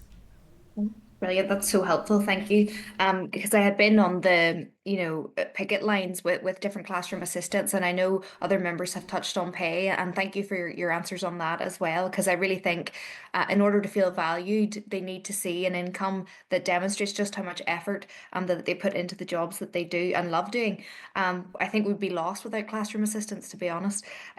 Just my last question then is, one of the things I keep hearing time and time again from both classroom assistants and principals is the struggle with abuse that they take, predominantly physical abuse, going home with things like black eyes. Is that something you've heard a lot of in your time when conducting this research? And just in your opinion, I suppose, what do you think we can do to better support our classroom assistants in these instances? I think certainly it came across, the violence in schools definitely came across in the data. And one of the things that classroom assistants point out is that sometimes they're not supported by the school. So I think that from their perspective, definitely supports in schools for that is something that they would have looked for. And behaviour management is probably, I would say, for teachers as much as classroom assistants, behaviour management is probably one of the biggest challenges for lots of schools at the moment. So it goes back to that training and professional development, those CPD opportunities, which both whether you're a SENCO, a teacher or a classroom assistant, can access to feel that you have the confidence and the knowledge and the skills to deploy those behaviour interventions, let's say, in a safe and an appropriate way. And our preference would be that it was some kind of collaborative or cooperative approach, because for a teacher and a classroom assistant to be trained together doesn't really happen all that often, but yet that kind of cooperative approach to training could make a huge difference to what happens in schools, not just in relation to behaviour management, but maybe just in terms of supporting particular needs of certain pupils. So that kind of collaborative approach would probably be the preferred one. But it's underneath it is that kind of real pressure on sort of how can we access the CPD that will help us manage this in a way that protects the staff, protects the children, protects other children in the school also. Thank you so much, and that answers my question very well. And just thank you for this piece of research that you've conducted, and highlighting there about the school holidays not being covered. Like, you can see why people just have a reluctance to go into this really important career choice. So no, that answers my question. Thank you all very much for being here, and thank you for this important research. Thank you, Cara. Just before I bring Kathy in, I just wanted to pick up on just something leading on from that and just ask just very, very quickly, just for a quick view. You obviously spoke to a lot of classroom assistants, including those in special schools. One of the things that came up last week at our joint session with health that we had was around some of those particular challenges. Nurses are being withdrawn and classroom assistants are often being asked to perform really quite complex clinical tasks. And one of the things that came up in the discussion from the health officials was around maybe their need in those particular settings where the medical needs are quite clear for a new role, a entirely new role that is some sort of interface between health and education, so someone with some level of clinical training and with an educational role as well. Very quickly, is that something from your research that you feel would merit further consideration? I think it certainly merits further consideration. We did identify as one of our key findings, again, recognising that every school context is different, that and given schools that kind of autonomy to decide what support does our school need at this moment in time for our group of children, that it might not be a classroom assistant, it might be an allied health assistant. And I know that certainly within the DE recommendations there was that kind of thought that might maybe a hybrid role, which is a bit of both, is also an option. And I think having that kind of portfolio of options is something that would be of great benefit to schools, because it might be this year we need that health education person, or next year we need that allied health person, this year we need a classroom assistant. So I think knowing, and again it goes back to the element of trust and having that reassurance, there are options here, and my school might need a different combination than your school, but we know that those roles and those opportunities exist. I mean, after the session, I ended up on Friday visiting Glenveigh Special School, and I was absolutely bowled over by the level of medical intervention that classroom assistants were carrying out routinely every day. I mean, it was, I was surprised, and I've been in other special schools, but just really the complexity of medical needs that we're asking really the lowest paid workers in our education service to deliver it was certainly an eye-opener for me. So that's something we can certainly take away. Kathy, I'll just bring you. You didn't need to rush, Chair, that was my question. No, just following on from that and in agreement with what the Chair said, it was Majella, whenever you mentioned there about the social care and that working together in a previous answer, it took me back to a conversation I'd had with a classroom assistant who had actually asked me for a copy of your report after the launch here. She'd seen it on my social media, but it was, yes, the pay and the not feeling, they're not feeling valued in the work that they're doing, but actually the fear that she goes into work with every day, because she is administering really complex medical interventions. Some of it actually is life-saving, interventions. And yes, about the pay and stuff like that, but it was more the responsibility that was on their shoulders and how they didn't feel adequately trained, but there's no way that they would let that child not be able to come to school and not receive that medical intervention. So look, it was along the same vein as the Chair, and you answered it there in that kind of joint role that there needs to be. But is that something that's coming up in your research? It's certainly come up with some of our classroom assistants, who would have had that concern and that worry that I am being asked, to change things or to, operate a particular piece of equipment, and I'm not sure that I should be doing it or that I have the requisite experience to do it. But again, they are there for the children, so they want to do it. So, but there was a certain amount of concern about that, and it's not even my quote; it's a colleague's quote who always used to talk about, the most vulnerable adult in the classroom is actually working with the most vulnerable child in the classroom, and there's a slight imbalance there, and I think that sort of is what really underpinned. We need to look at this particular workforce. We need to. Get to grips with this particular topic in this particular area, because that's what it is. Yeah. But it seems like there is a moment now for us to move forward, and hopefully this evidence will contribute to progress and better outcomes for our children and our classroom assistants. We'll be agreeing some actions on the back of this. I imagine how this factors into the SEN transformation agenda will be one of them we'll be raising. David, you'd asked just to come in quickly. Thanks very much, Chair. Yeah, it's just a quick one. Both the Chair and Peter probably picked up on a number of the points that I had marked out to raise questions around. But could I ask, this, first of all, very good piece of work, and like Michelle was at the event, but as I recall, there's a few votes that day, and we were up and down. So it's good to have you here today. it's obviously a very specific piece of work in terms of, and much needed in terms of talking to classroom assistants, how they envisage their role, their experiences and so on. That's all very valuable. Have you done any work, or is there any work envisaged in terms of teachers, head teachers, other parts of the system, and how they envisage both the current role, weaknesses and strengths of the classroom assistant role, and how they envisage the future in that regard? That would be our suggestion for further research, Okay. because it has to be kind of a progressive agenda almost. Yes. And even if we were to even as a starting point, look at like, what do we want this role to be? Yeah. It has to be something that involves all those relevant stakeholders, whether it's principals, SENCO, teacher, classroom assistants themselves, but also parents and pupils, Yes. so that you're getting as informed, Yes, around a view of the whole. as informed and evidence-based, if you like, to be able to say, right, we're in agreement what we want this role to be, we're in agreement what the qualifications for this role must be, we're in agreement what kind of roles and duties they might do, but it has to be done as a collective, and it has to be done with that trust inbuilt to it, and it just provides all those reassurances the whole way along the development system.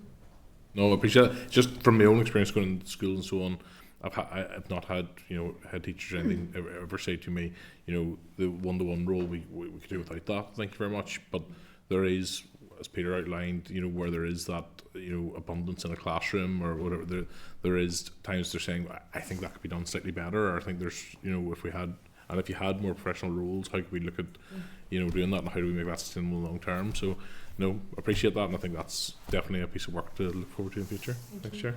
No, thank you, and thank you for your evidence today. It's been really helpful, and I think as everyone has really emphasised, it definitely feels timely. So we'll pick up probably from here in terms of actions going forward, and may well hear from you in the future again as some of maybe the research progresses. So thank you all again. Thank you. Thank you.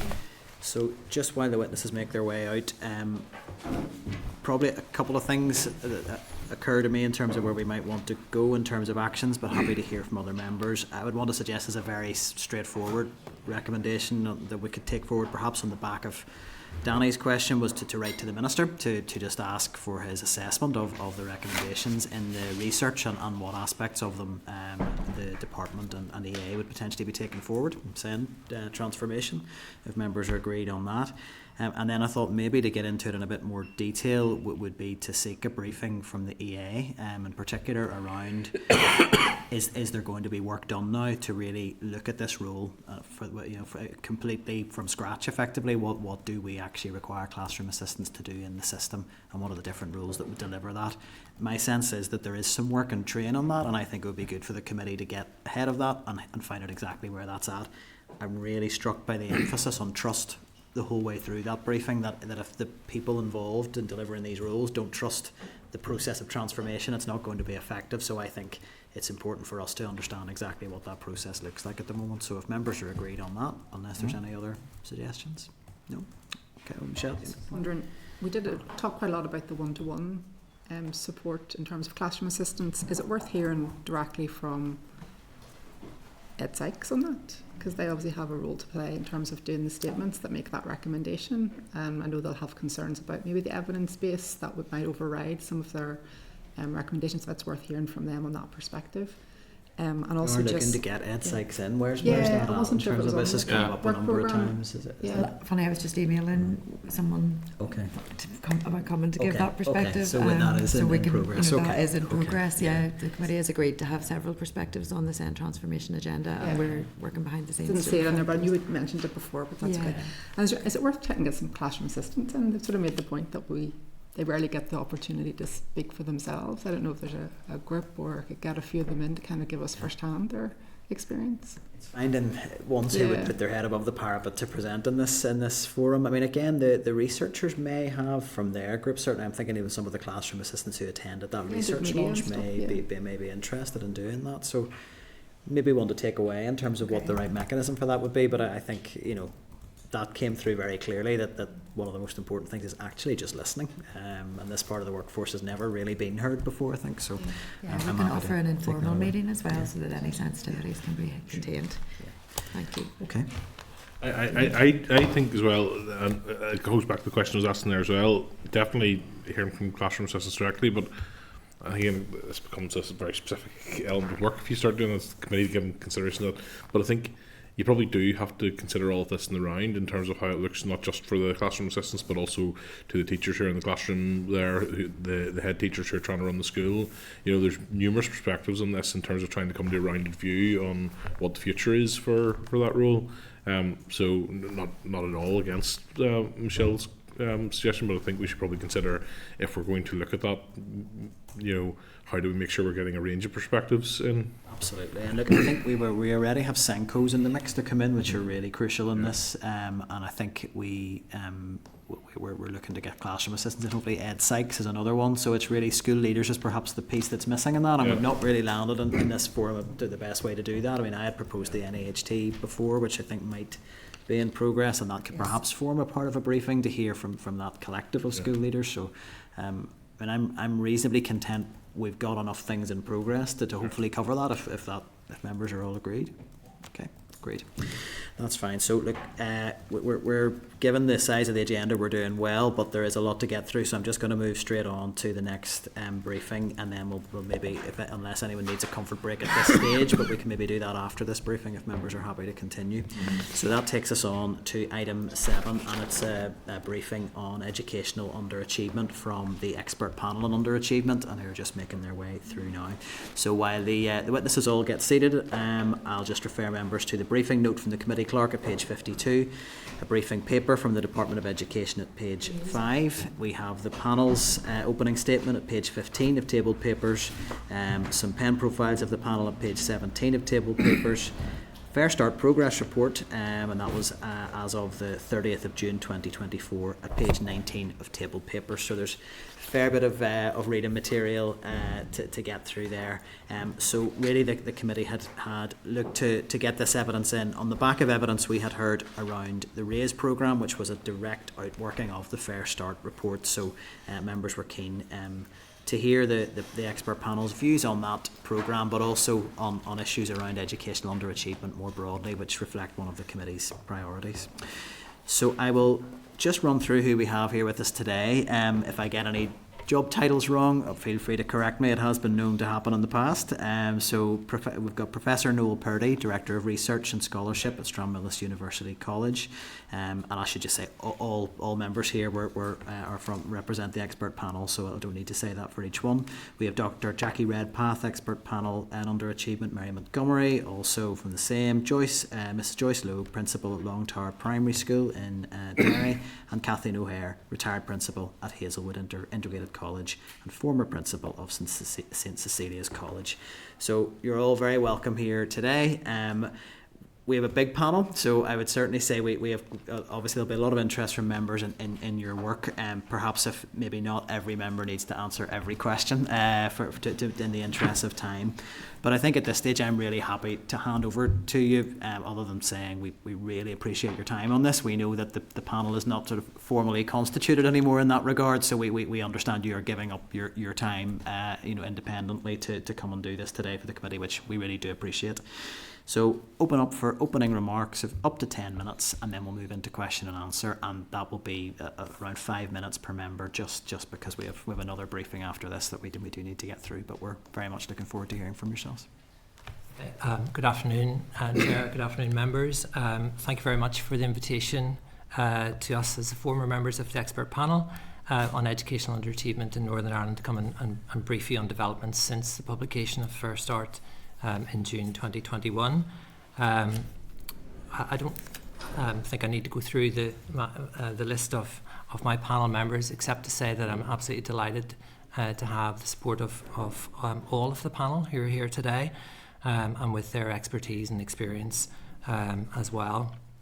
There are many new faces in this committee though, so let me remind members that the expert panel was formed as an executive commitment under the New Decade New Approach Agreement, which had set out the requirement to establish an expert group to examine the links between persistent educational underachievement and socioeconomic background.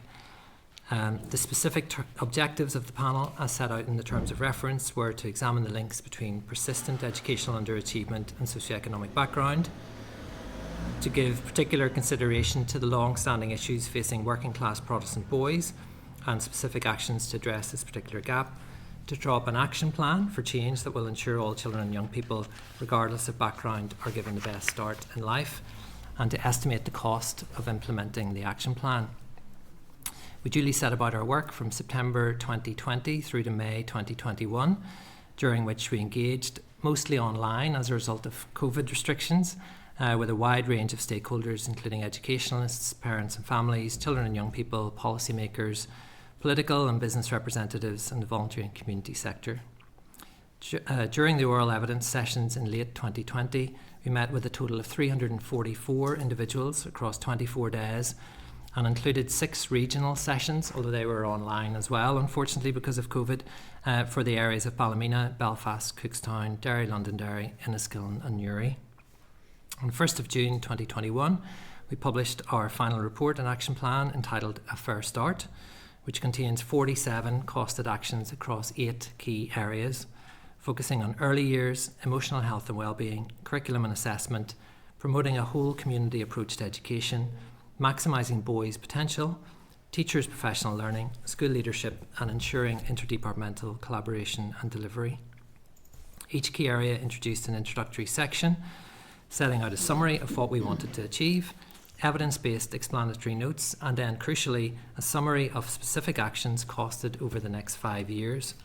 The plan was designed to start with a modest executive spend of 10.9 million in year 1, 2021-2022, rising incrementally to £73.1 million in year 5, 2026-2027. We were very encouraged when all 5 executive parties at the time endorsed the action plan in May 2021, and we are similarly encouraged that they have continued to express their support for the actions, many of them specifically drawing attention to a fair start in election manifestos.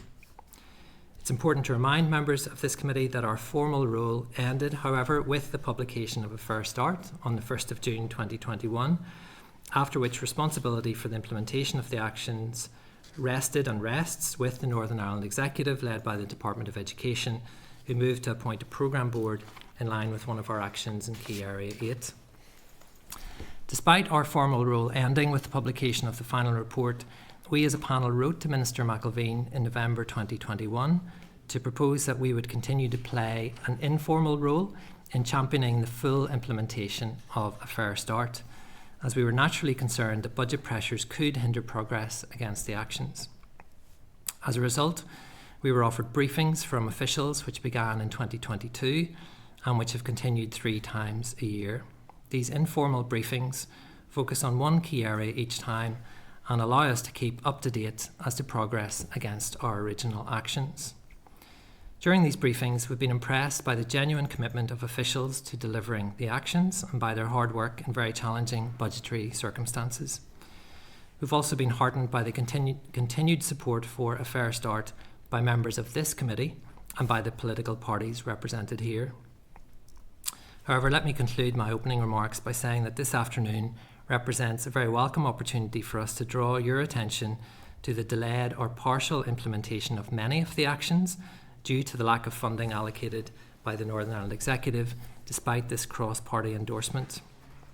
While we were encouraged to hear the Minister's commitment to facilitate the standardisation of the preschool day, which is Action 4 in our plan, and by the announcement of the investment by the Shared Island Unit of the Department of the Taoiseach in the RAISE programme, which was another key action in our plan, albeit we called it the RED programme, we note with concern that in 2024-25, for instance, DE's total budget allocation for a fair start amounted to just £2.6 million. That's 6% of the £41.2 million that we proposed for this year in our original action plan. Chair, we are not politicians and we have no desire to enter the political fray. Instead, from the very start, we set out as a panel to produce a report to maximise opportunities for all children, irrespective of community background, and we are very proud to have produced a report which still has that potential. So as former members of the expert panel, we would therefore encourage you as current MLAs and members of the Committee for Education to join us in advocating for the full and complete implementation of the 47 actions in a fair start, because we remain convinced that with your support, the delivery of these 47 actions can make a significant difference, promoting equity, fostering greater collaboration between schools, families and communities, closing the achievement gap, and giving all of our children and young people a fair start. My colleagues have many years of experience and expertise in school and community leadership, early years, curriculum, professional development, and much, much more. And together, we'll be pleased to answer your questions. Thanks very much. Thank you. Note the strong emphasis on former members of the panel. I think that it is appropriate to note that clearly. I'll make a start with the issue of the RAISE programme, because that was really what had sort of sparked the conversation around hearing from yourselves, but I appreciate there are a whole range of other things I think around the implementation of Fair Start that will be relevant today. The issue of the criteria for the RAISE programme became quite vexed in committee in terms of trying to ascertain how that had been arrived at and how effective an approach was being taken by the department. So from your perspective, is the model that the department has adopted, is that an effective way to identify the areas that would most benefit from the intervention of the RAISE programme? Well, I think it's fair that we start by reiterating that as former members of the expert panel, we played no role in devising the criteria. When you look at a Fair Start, you can see in key area 4 that we've proposed that Department of Education should co-design a specification for a whole community partnership approach.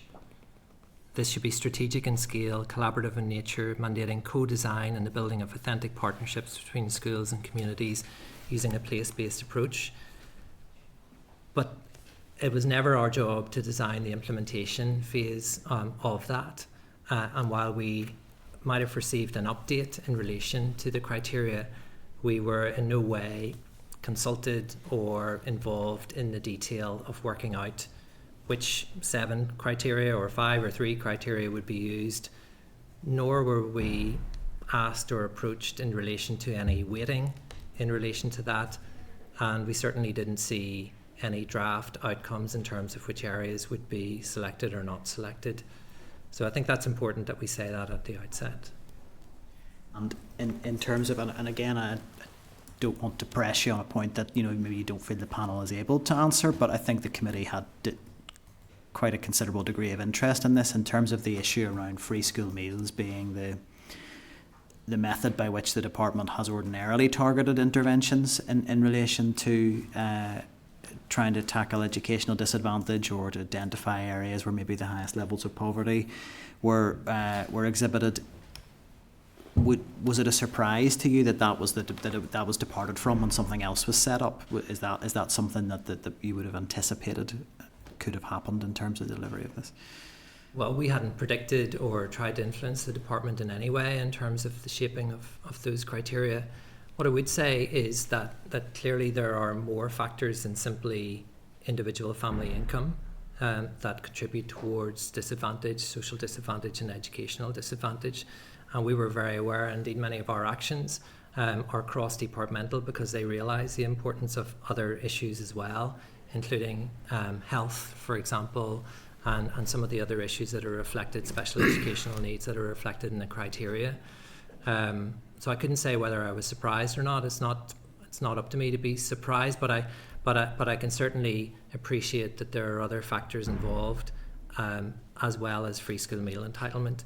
One of our actions, in fact, was to look at the measure of free school meal entitlement, precisely because we wanted to be sure that that was a robust measure, and we're aware that Ulster University did carry out some research and found that it's not perfect, but it's probably as good a measure of income deprivation as we might have. Other members may want to pick up on criteria issues again, as it was discussed at length. I don't want to labour the point on that at this stage.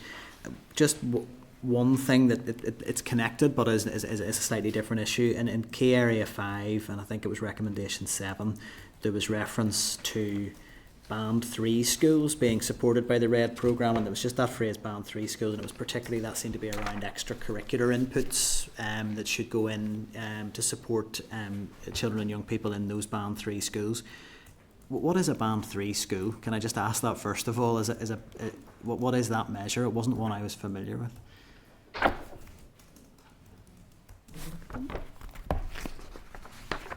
I genuinely didn't mean to put you on the spot. I was just trying just to understand that it appears that that's maybe a measure that is used somewhere around how we identify areas of need, and it seemed to anticipate that the RED programme would go in to Band 3 schools in particular.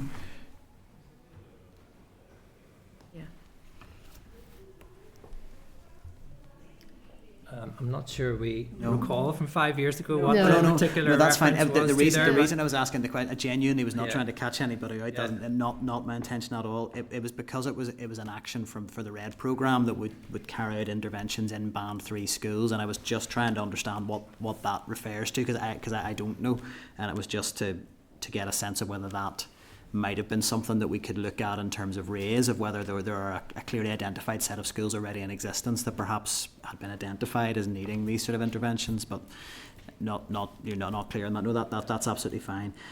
Look, I'll ask one final question before I hand over to other members, and it's one in key area 4, and it was around a wraparound programme, your recommendation about providing sort of wraparound support for children who are experiencing educational disadvantage, and a programme of mentoring and counselling. And I just wondered if you had a view in terms of what sort of level of progress has been made on that, particularly in the primary setting where we the Healthy Happy Minds pilot came to an end. And if you'd have an assessment of whether or not there is a gap in provision in terms of those sort of mental well-being wraparound supports, maybe bringing in health inputs, of whether there is a need to refocus that. The Happy Healthy Minds was an excellent initiative. We were hoping out of that there would be follow-on, and it would have been great to have counselling in every school, and I think at the secondary schools, the text and nurse, in every school. The counselling at the minute in schools is being funded from individual school budgets, so it is down to whether a school can afford that. And often, they may be able to afford an hour or two. Like, speaking from personal experience in a primary school, I could be doing with a counsellor full time. I have a counsellor for 1 day a week, which we pay, and rob Peter to pay Paul to get that counselling. But most definitely, and I'm aware of the constraints in the budget. Within this plan, as Noel said, there were 47 actions. We hope that all these 47 actions would be implemented, and part of that would have been the counselling, particularly in primary schools, and I'm sure the secondary schools, Mary and Kathleen here, can speak at greater length on that, but there's such a great need, and one of our major focus was early years. The more we put in at early years, the greater the benefit later on and the greater the savings. So yeah, definitely counselling would be a great thing if we were able to have it, and it's disappointing that we don't have the funding for that. That's really helpful. I mean, it feels, and we talk a lot about early intervention in this committee, it feels like a really obvious early intervention to take that pressure off CAMHS services, and again, I hear a lot from post-primary principals that transition into post-primary is often anxiety based, and if we can deal with some of that lower level anxiety maybe in primary, and deal with it well and early, and give children strategies to manage those things, that we could make progress. I can just say it's not just at the transition, and it very much is a transition. We're seeing children as young as P1 with anxiety. Oh, no, absolutely. And the point I was making, that sometimes the inability to maintain attendance at Yes. post-primary is anxiety based, and that we could, Whereas if we tackled it that early, anxiety yeah. No, if tackled Chair, earlier. can So I- I absolutely agree. Yeah, can I just add, Chair, that none of these 47 recommendations stood alone. They were part of a jigsaw which we thought, from our years and experience, would actually help address, underachievement, disadvantage. Like, I spent all my working life in off the Bogside in Derry and North Belfast. From years of experience, these were recommendations that, if accepted, would actually address underachievement and disadvantage in Northern Ireland. These were signed up to by the full executive, and we assumed at that stage that they would be put in action. Now, when Noel uses the phrase of 6%, I am gutted that, spending the time on this report to have it accepted by the executive and not to see it in action is just adding to the issues that we have currently. Currently, we have 25,000 young people between 16 and 24 not in education, employment and training. We have over 500,000 people not in education, employment and training. If we don't take united action and put the money behind these actions, that number is not going to get smaller, it's going to get larger. And communities that have people who are in third generation unemployed, third generation not getting higher than level 2 education, it's going to be fourth, it's going to be fifth, it's going to be sixth. And we're going to have all the other problems that we heard on the news today. So what I'm saying here, with no selfish strategic interest, because I'm no longer involved in education in any formal manner, this was signed up to by an executive, it was adopted, but it hasn't been funded. And I feel gutted about that. You, Kathleen, that's been expressed very clearly, and I think will have been heard loud and clear from members around the table. I'm going to bring in the deputy chair, and then for other members to indicate beyond that. Thanks. And first of all, let me state that at the time I welcomed the publication of the First Start report and the 47 recommendations, and that is still our position to this day. I'm sorry about this, though, but I want to drag you back to RAISE, because we had a presentation from officials here on the 23rd of October last, and we were trying to get to the sort of genesis of the RAISE programme, where it actually came from. And official in his opening remarks said, and I'm quoting here, "The RAISE programme was first conceived by the expert panel on educational underachievement, led by Dr. Noel Purdy." I then asked, whose idea was it to depart from free school meal entitlement as the key indicator? And the answer to that was the expert panel. My response then was, so Dr. Noel Purdy is responsible. I know they raised the issue in the First Start report, and I'm talking about a place-based approach, full community approach, but were they consulted prior to this programme being designed? And the response from the other official was, consulted over the past 2 years in terms of progress. And then I asked, were they being consulted specifically on this programme? And the answer was, updated regularly over the past 2 years. I then asked, were they updated or consulted? Sounds to me like you're saying this is the responsibility of Dr. Noel Purdy and the expert panel. And the response from the official was, it started with First Start. Officials took that on, working with the First Start panel and other pieces of evidence to develop options. We tested them with stakeholder reference group. We brought them forward to Minister. Would you like to comment on that? No? Yeah, happy to respond to that. I can say categorically that we as a panel never discussed the criteria, because that was never part of our job. That's implementation. That what you have in the First Start report that I read out at the start, Pat, is as far as we went with that, and we were always of the mind, and we were always very clear that our responsibility finished whenever the report was published. And we would have had no even informal role had we not approached the Minister. And we did that because we wanted to continue to champion the implementation of the actions, not because we had any role in terms of devising or being consulted on criteria. We were updated, and I think that's an important difference that I would want to make, and we're agreed on this. We were updated about the criteria, but we had no role and continue to have no formal role in terms of determining what those criteria would be. Okay, fair enough, and I think that's quite clear.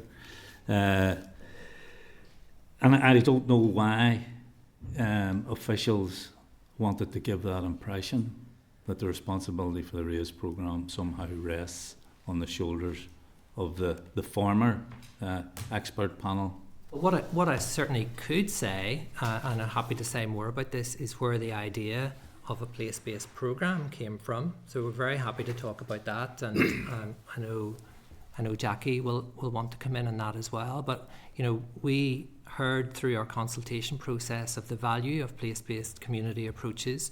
There are a small number in Northern Ireland. We also heard about international examples like the Harlem Children's Zone, and we were very convinced by the potential for this as a way forward.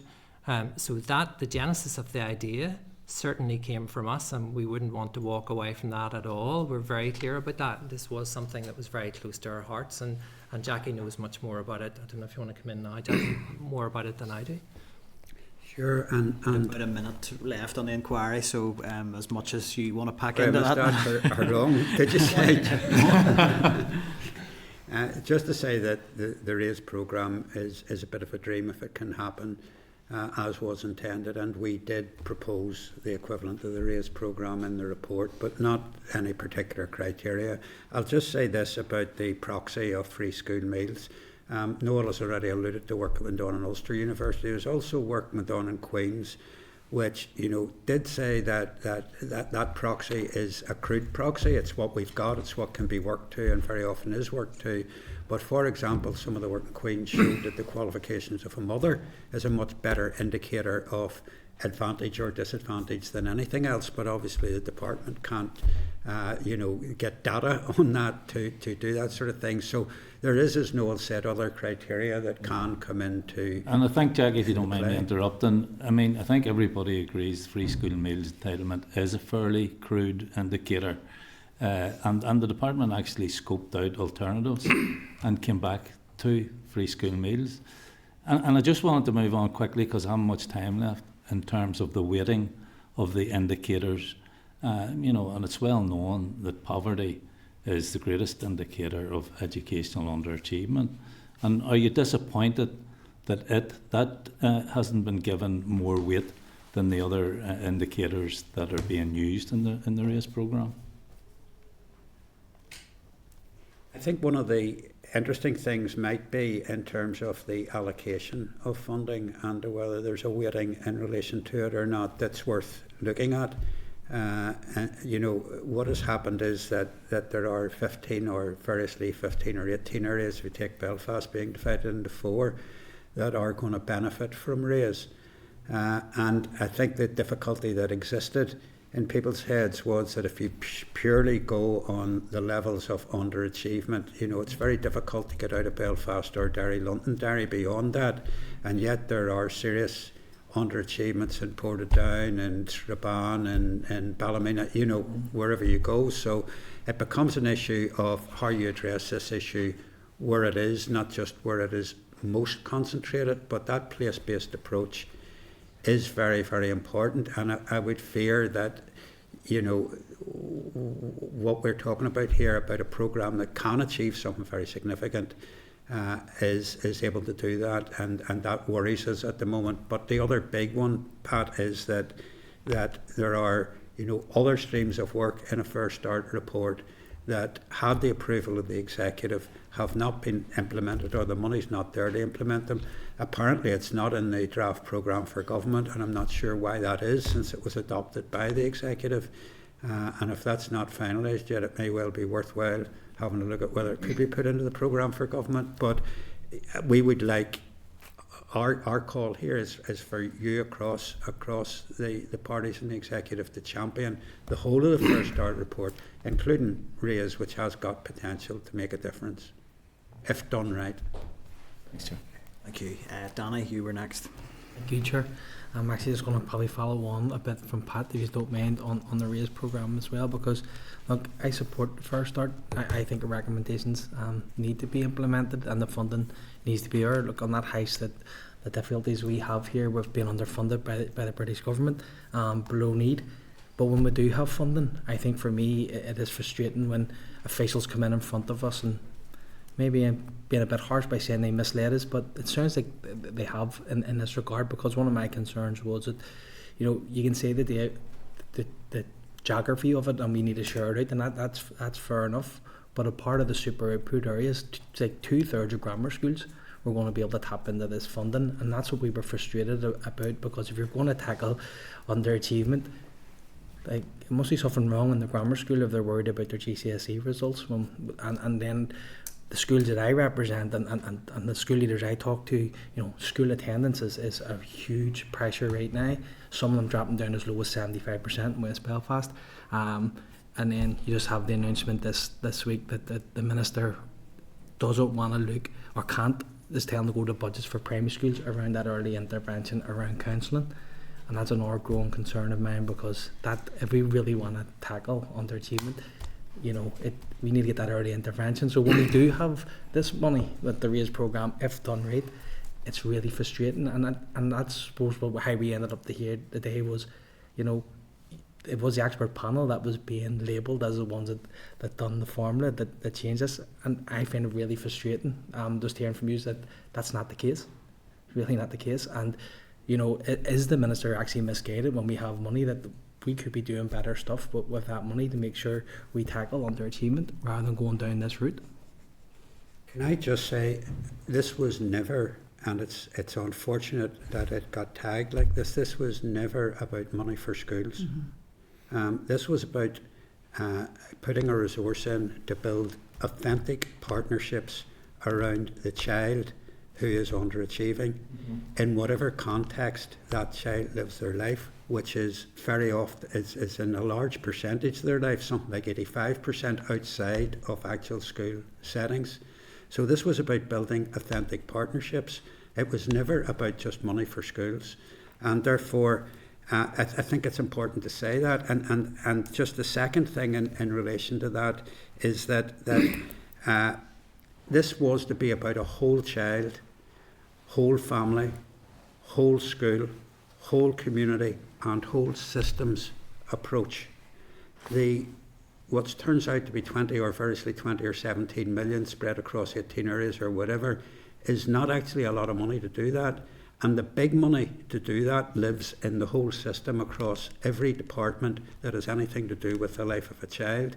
And it's that I think is where a massive focus needs to go, because no matter, Danny, how this is spent, it's not a silver bullet in this regard, and it needs a whole government approach to improve the lives of children in disadvantaged areas of Belfast, Derry, London, Derry, and other parts of the province. So that would be a big prize if every department rode in against it. And the lessons of the Harlem Children's Zone is that. I don't disagree, and that's sort of it's not what I mean. But I know it won't be a silver bullet. What I'm saying is, we don't have much of the budget, and then every minister must prioritise as well. It just seems to me that this programme was put in front, and there was almost a convoluted formula put in place, and we have the free school meals. It may be crude, but it is the best indicator. The departments say that themselves, and you would have had areas, for example in my own constituency, which would be in the top 10 of social deprivation, who couldn't avail of that funding, but yet you could have schools, a prep school for example, that I think is the frustrating part of it, and that's what we want to get into. I know you may not agree and like to jump across, David, but straw man. David, come through the chair, please. Thank you. But again, they put that information online. I didn't, and it was there, and that was one of the reasons I asked the questions. And I mean, as I say, the officials pulled you into it really by saying it was you who came up with that formula. That's what's frustrating for me as a new member in here, and I believe very much that I may have to go back and look at the Hansard myself, but I think that's very much misleading, like us as committee members. So thank you very much. Could I come in on a couple of things? I can ask briefly on this point. I'm going to circle back to something you said about wraparound as well. I think there's some confusion, because in that key area, the first thing that we signposted was a review of free school meals as a measure, and that may well be where it has fallen into that context with the officials. So that's the first thing. But the second thing, and the important bit, is our vision was, having worked, I'm in Boys Model 32 years, and having worked there at a period of school improvement, what was crucial were our community partners. So when we were sitting down looking at how do you tackle underachievement, we were looking at cost-effective ways of pulling everybody around the child. And so I'll give you a good worked example, and it goes back to your point about wraparound care. when we signposted that in the document, that was about tapping into the resource of youth services. They're a phenomenal resource in a community, particularly communities of disadvantage, because they engage and encourage and link in with young people. So in North Belfast at the minute, one of the programmes that we have is the involvement of youth services in school, and they have engaged with the Department of Health on a pilot where they are providing wraparound care in the schools that they service and taking young people off the CAMHS waiting list. So the Department of Health are going to Street Beat Youth Services saying, we've got these children in your area, they're on the CAMHS waiting list, it's so long we won't see them. Can you access them through the schools? So that's what's happening. They're getting mentoring and counselling exactly as we envisaged. And in an ideal world, Raise Money would be funding that voluntary youth service, not necessarily funding the school. So that was kind of the vision. That's helpful clarification. Thank you. Michelle, you were next. Thanks, Chair. Thank you for being here. I'm one of the new members referenced in your notes at the start, Noel, and I think it's clear from the contribution so far why you are the expert panel. You've clearly got the expertise and the passion for this that is really coming across today with your answers, and it's obviously the report is so well received. I can understand now why you were the guys selected for the role. I want to go and talk about early years and some of those interventions and the need to pivot towards early years, and early intervention was a massive part of the report. One of the bits of feedback that I certainly have gotten a number of schools recently is about preparedness, readiness for school coming through. So I want to get a sense from yourselves in terms of your knowledge of the updates around the implementation of your report. Are you satisfied that there's a measure for that in place now, or what is your assessment just of progress around kids being prepared when they walk into school to be able to learn, to be able to function? Yeah, as I said earlier, thank you. Early years was a major focus for the panel, and hence it's no secret why we have 13 actions in that. Part of our actions were to build a seamless journey from children from birth right through. And so while we had great hopes for these actions, and we were very happy to see the standardisation of the school day, and I think money has been guaranteed for that. I hope I'm not speaking out of turn up until 2026. I think in September there's 107 schools coming on, because we had a discrepancy. We had school children that were receiving 2.5 hours a day, 9:30 to 11:30, and others who were in school until 1:30 and having the benefiting from lunches. So that has been excellent. But if we don't catch children early, as I said, we have lost the battle. I mean, I see children at from P1 on, the gap is widening, and we're doing our young people an injustice here. So the standardisation of the school day, crucial.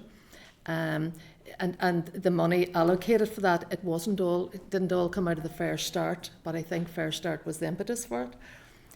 The other thing, I know there's money being given to the childcare strategy, to subsidise childcare, 15%, and again, very good.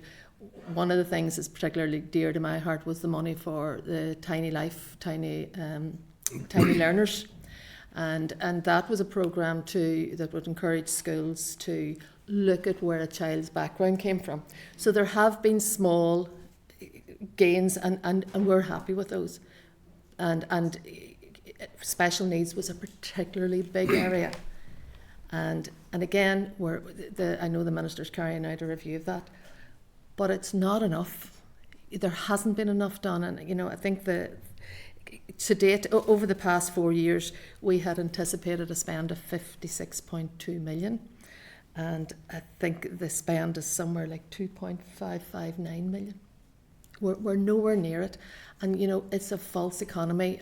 I can't stress enough, if we don't catch the children early, we're just building up problems down the line. And it isn't just an education issue. And it goes back to what Jackie says.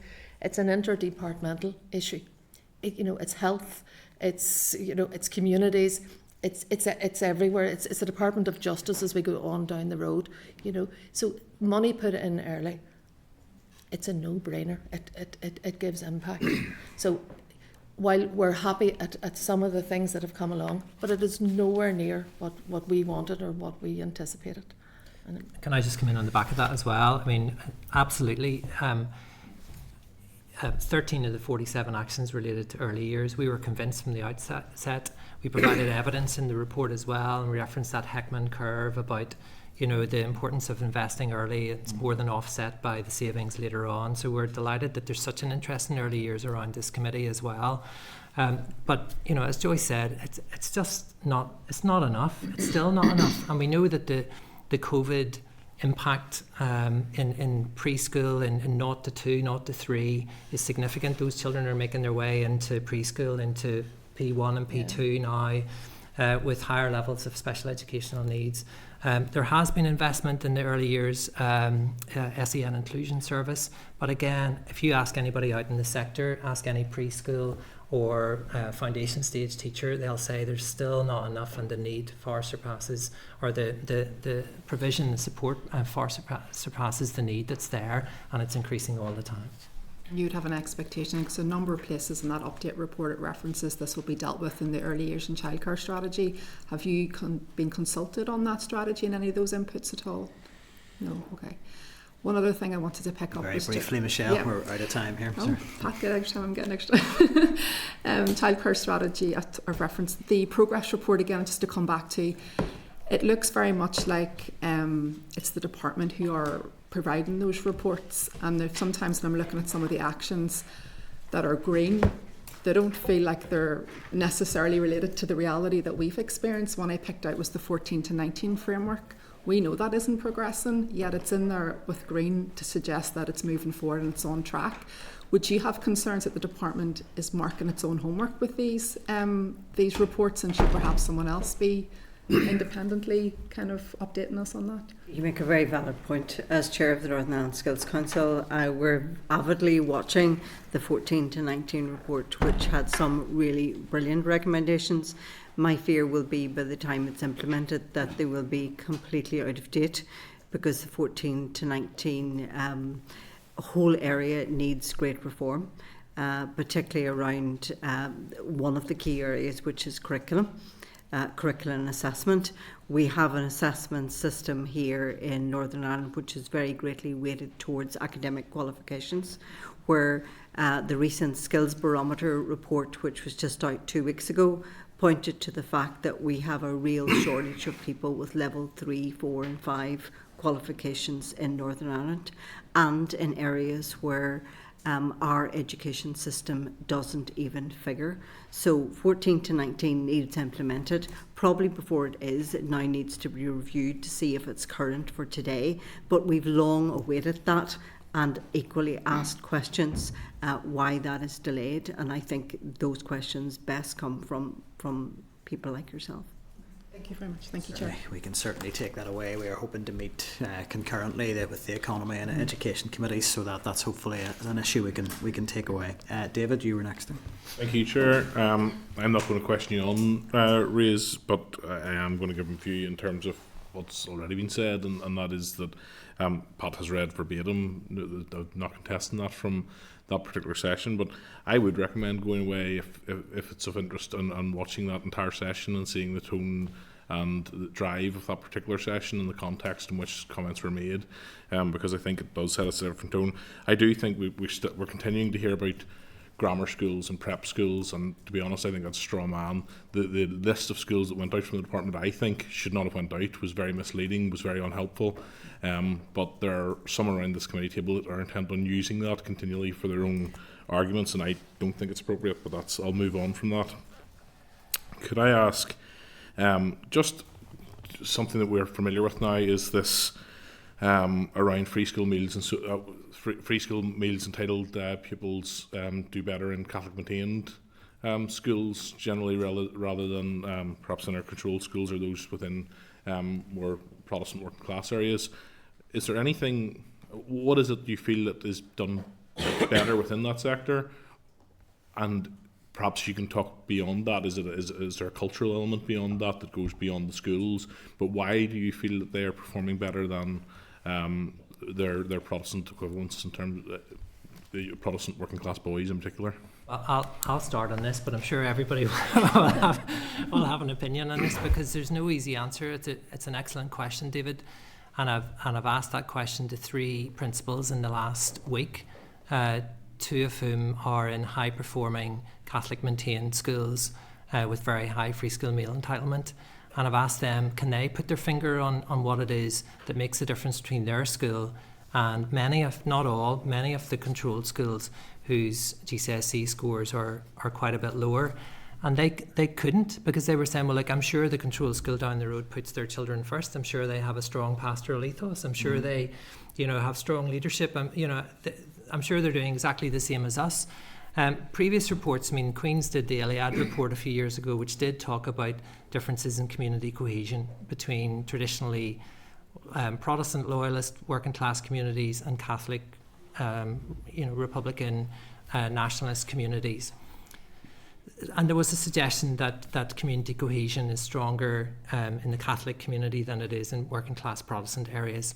That's one theory, David, but I think if we knew the answer to that, we would all be writing about it and insisting that the control schools adopted exactly the same model. But I think it's a broader societal piece, and it's very hard to put your finger on, but I'm sure others will want to comment on David, this. I've gone from one sector to another, being head of a Catholic maintained school for 10 years and head of an integrated school in North Belfast for 6. I can say that it's no one thing, but the ethos of a school is key to achievement. You don't just find that in Catholic maintained schools.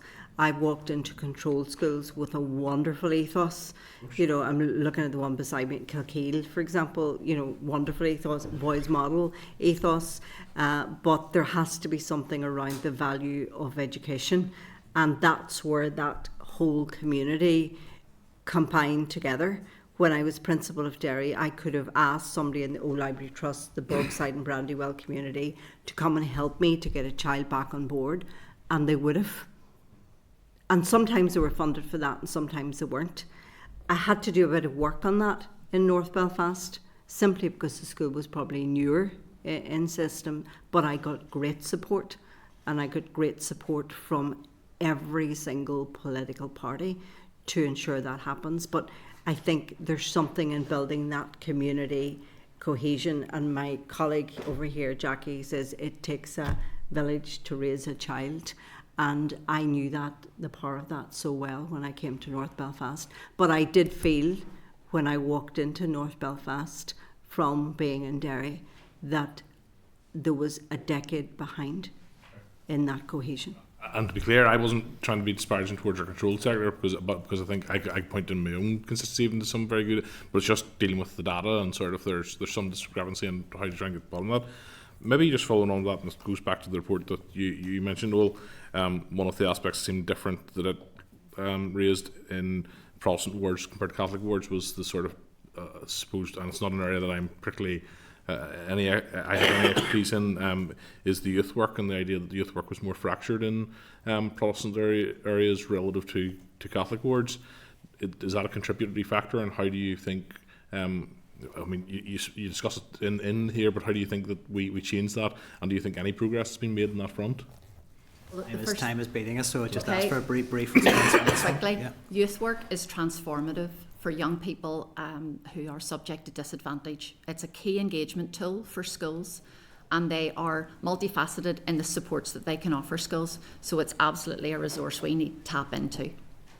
And just, David, if I could just say, in the Shankill, where I work and come from, we traditionally have had high levels of education underachievement in Shankill, Woodfield, Crumlin wards, among the worst. We have looked at the causes of this, and there's various layers to it, and there's no simple thing, and it's not just about schools. It's not about schools, but there is a cultural difference.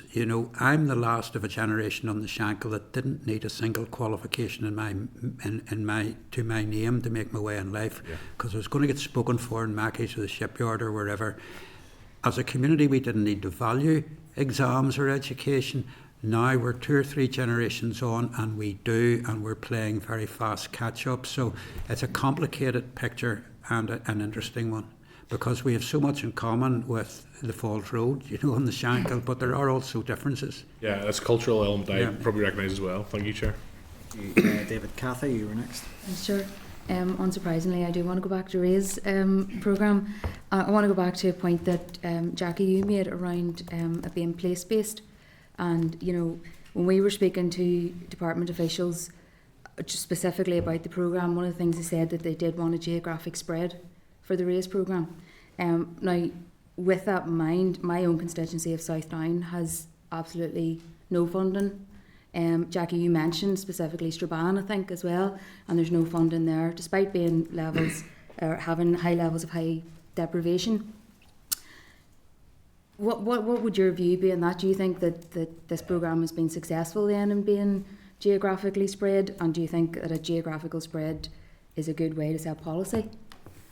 I can say this. We wrestled with an issue about deprivation in rural areas when we met as a panel, because it's dispersed across, you know, it's not concentrated in particular places, and it's easier to deal with things that are concentrated in particular places. So it depends on your definition of rural here, you know, that it was an issue that we actually highlighted as an issue. How do you deal with that? And we weren't sure. But what is for sure is that in the places, I don't know the detail of what was named or not named as areas, whether Strabane were in or out or whatever, but I can say this, that there are obviously places outside Belfast and Derry, Londonderry, that have got significant pockets of deprivation. And my guess, and it's nothing more than a guess, that it was an attempt to reach some of those places that, I mean, we were aware as a panel that there was stuff outside of Belfast in those two urban areas that needed attention. Now, how it was decided to get to those areas was beyond our remit.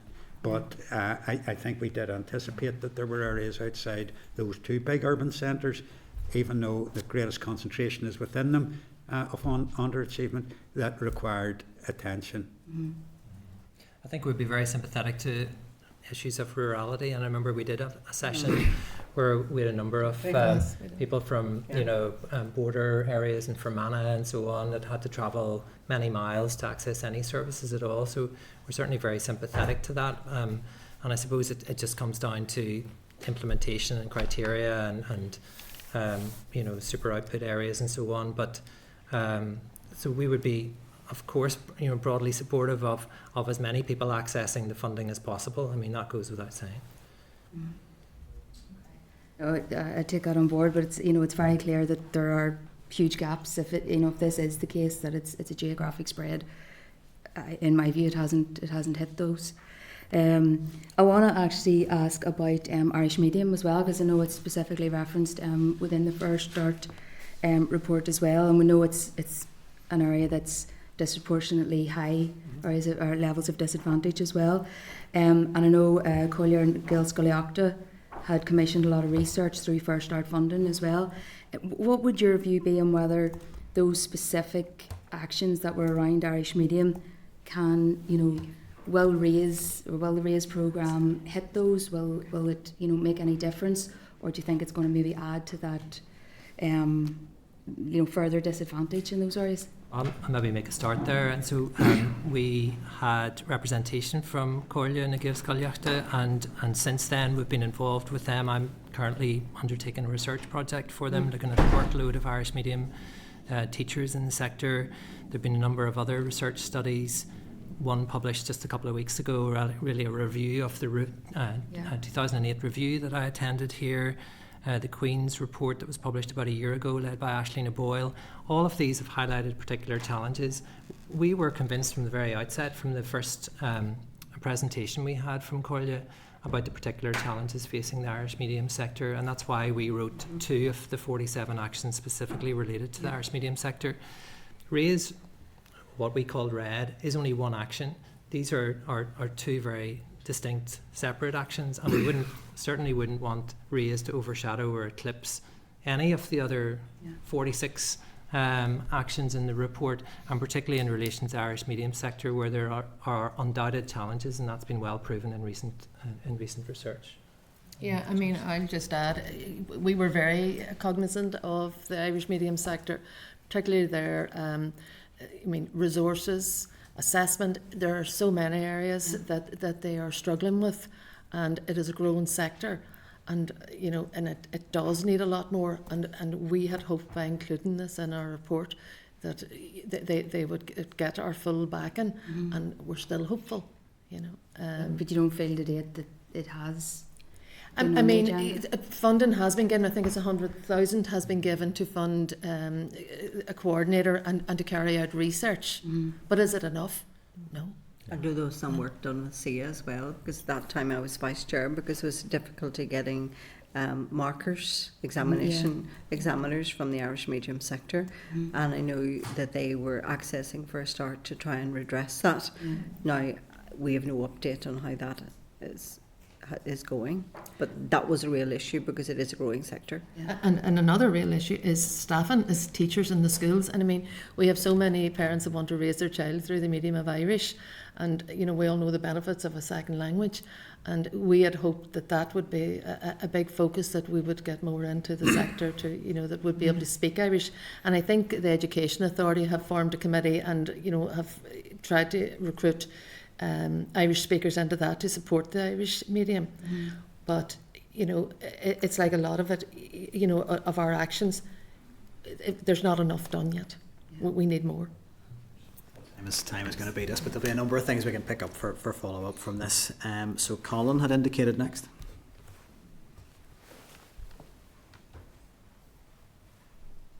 Sorry, Chair. No, I took my hand down. Both my questions have been answered. So thank you, guys. No problem, Colin. I'll bring Peter in then. Thanks very much, Chair, and folks, thank you for your presentation this afternoon. I'm going to sort of slightly return to what my colleague was asking about, and the differential in terms of outcomes for Protestant Catholic children in Northern Ireland. Your research, Table 17, put the gap at 8.6, and we got research recently that the gap between controlled non-grammar and Catholic non-grammar was 8.6. Different. They're measuring different things, but they're sort of similar in terms of what they're driving towards. Do you feel that the control schools need more support in Northern Ireland? We have brilliant control schools. They're working really hard. Do you feel they need more support?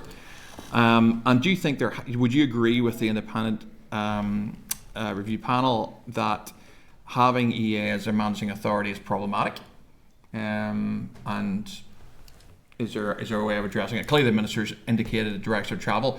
Do you think that is one of the things perhaps that could help, or are there any other things? I mean, Mary, you're one of these principals. I mean, what are the things you perhaps feel would be helpful in trying to reduce that gap that we see in every research paper that we find, trying to reduce that down?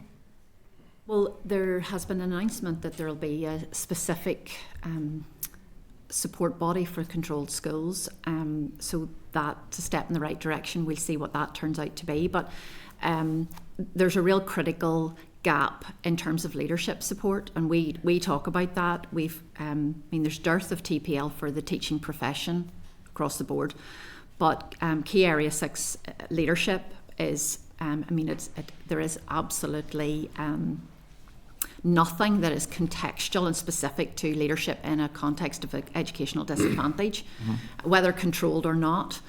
So there's a huge piece of work needs to be done there. Now, there's been some money spent, around about $500,000 so far, through the Education Authority on the Association of Educational Advisors, which is a qualification or an accredited course that principals can do, but it's not contextual, it's not specific. And when you're serving an area of disadvantage, the plethora of challenges that you face on a daily basis, it would be our vision that there would be a place to go for expert advice and support and guidance relevant to that context. And respectfully, a qualification is good, but you need someone at the other end of the phone when you've got something very significant to deal with that's quite specific to your context. So there really needs to be something around leadership, because that's a transformative piece. It doesn't matter how good everything else is if you have poor leadership. then the children in that school are unlikely to thrive. I second that for Mary. The investment in leadership is dreadful. I became a head teacher in 2002, first time, and there was huge opportunities to do PQH, MBAs, do common purpose, lots of leadership programs. None now with credible sources. And I have to say there is a piece of action which could happen. As principal of an integrated school, Protestant boys did equally, and Protestant children did equally as well as Catholic children. And why was that? I'm just I leaving. hope that's not a question to me. No, I'm not. Sorry. It's at least rhetorical, Kathleen, because you're going to get me in real trouble over here. It was, Peter, and I have to, and here I have to call out the fact that previous Education Minister Peter Weir was very key in recognising Protestant boys' underachievement, and he hasn't been lauded for that. Can I make one final point on that? I'm not a school leader, so perhaps I'm unqualified to say this, but we need to be better or get better at tapping into the expertise and experience of principals like the principals I'm surrounded by today, who can't be allowed to simply retire and not share that expertise and experience with other aspiring or newly appointed principals in very challenging circumstances, like the circumstances where my colleagues have succeeded beyond all expectations. So I think that's an important. I mean, we do make that recommendation, or we certainly touch on that in Key Area 7, as Mary says, but there hasn't been adequate progress in terms of replacing PQH and in providing some kind of effective mentoring by experienced principals who have walked the walk in challenging communities, and that's something I feel strongly we need to take that forward. And just I'll add very quickly, and the result of that is we're having less people applying for principal roles and for leadership roles. So and that has a knock-on effect down the line. That's great, thank you. And I think that the whole issue of how we actually give school leaders access to best practice is really, they just don't have time to go out and even visit other schools, let alone a full mentoring programme, just to go and visit a school and see what's working well. Sorry, Peter. I just got one question. Time had already beaten you, but I mean everyone else got a little bit extra, so I'll give you one for a very short question and very brief answer. Am I the last? And, no, one more. So okay. I was going to say one for the road there, Chair. So you said that it's in your remarks, this lack of funding by the executive, and the Chair is going to keep you brief. How important, and I'm glad you put the executive, because it's an executive document, and I think there's sometimes on the committee a temptation to hone in on the minister or on the department. If you had one message for the Northern Ireland executive in terms of funding and Fair Start, what would it be? Well, that's the message that we gave right from the very start, Peter, and that is that this was from the outset an executive commitment through New Decade, New Approach. All 5 executive parties at the time endorsed the Fair Start action plan, and we need a funding commitment and a resource allocation to come from the executive rather than putting all the onus on one department, because it was never meant to be a single department action plan. It was always meant to be cross-departmental, and that would be the key message, I think, from all of us here today. And it needs to be part of the programme for government, so we'll be watching that space. And look, that's again, we'll look at actions arising from this at the end of the session in terms of how we take some of that forward. Cara, I'm going to bring you in for the final. Thank you, Chair, and I will be brief, otherwise I think you'll kill me. Thank you all very much to the panel for being here today. Thankfully, my other colleagues have already raised issues around geographical spread, so I thank them for that. I'd just like to raise a point. We've been talking a lot at the committee about school refusal and anxiety-based avoidance, and I note on page 13, it showcased in our pack about obviously absenteeism has a really profound negative impact on the outcomes and educational attainment of our young people.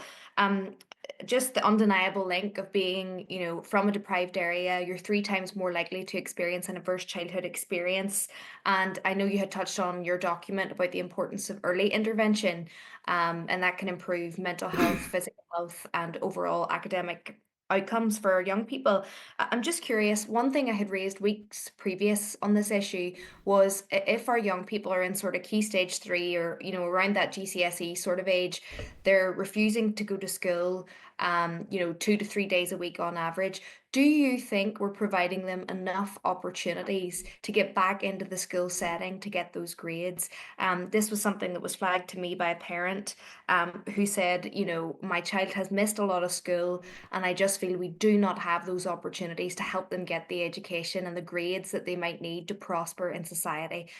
Quite a large question, I suppose, but I'm all ears. Thank you. Well, I'll take that one simply because it's that's happening in my school, and the strength of your community partners. So we would be linking in with integrated services, with youth service, with the statutory services of education and welfare and so on.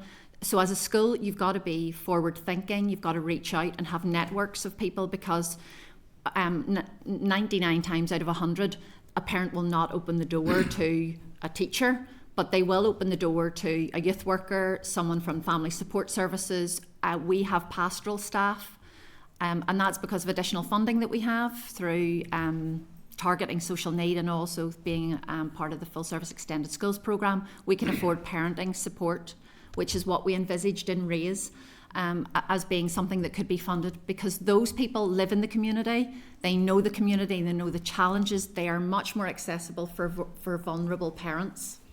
Now that sounds like it's not a vulnerable parent necessarily that you have, but they need they need the conduit into school, and then schools need to be flexible in how they respond to the needs of that young person, whether that's a phased re-engagement programme, whether it's joint working with outside agencies, with counselling, mentoring, hooking them into a youth club, getting them involved in a football club, that holistic wraparound response that we envisaged in Fair Start. Well, that's brilliant. Thank you, because I did note the importance around early intervention, but I was thinking for those children at the other end. So no, that's a really helpful answer. Thank you. All right, Cara, I'm just going to come in there. It's also creeping into the primary school. I mean, I've long heard about the secondary schools. And, I mean, I'm in the primary sector well over 35 years, and it's creeping in there as well, which I've never seen before. And we're having to think outside the box as to how we manage that. So it is an issue. Definitely, and that's why I'm so happy it's come to committee and we're having these conversations, because I think you're right. I think it's just going to continue to grow and grow until we really identify it as a massive issue. But no, that's extremely helpful. Thank you to the panel for being here and for sharing your insights. Thank you. Sure. Could I just say that this is where the level of the conversation really needs to be, whether there's RAISE or not. I mean, in Greater Shankill, we're doing an area plan to be presented under RAISE, but it'll be way beyond what RAISE can do anything about, And last night I was just looking and preparing for this at a model that we had from the Harlem Children's Home, which is loads of money and more money than we'll ever dream of. But the principles are the same, and they actually talk about having an interlocking network of education, health, family, social services and community. And Cara, that's what Mary was just referring to. That's the prize that we can get in areas of disadvantage, an authentic partnership across all those interlocking things, because that's hard. Children's lives are complex and they live their lives, and young people, in many different contexts.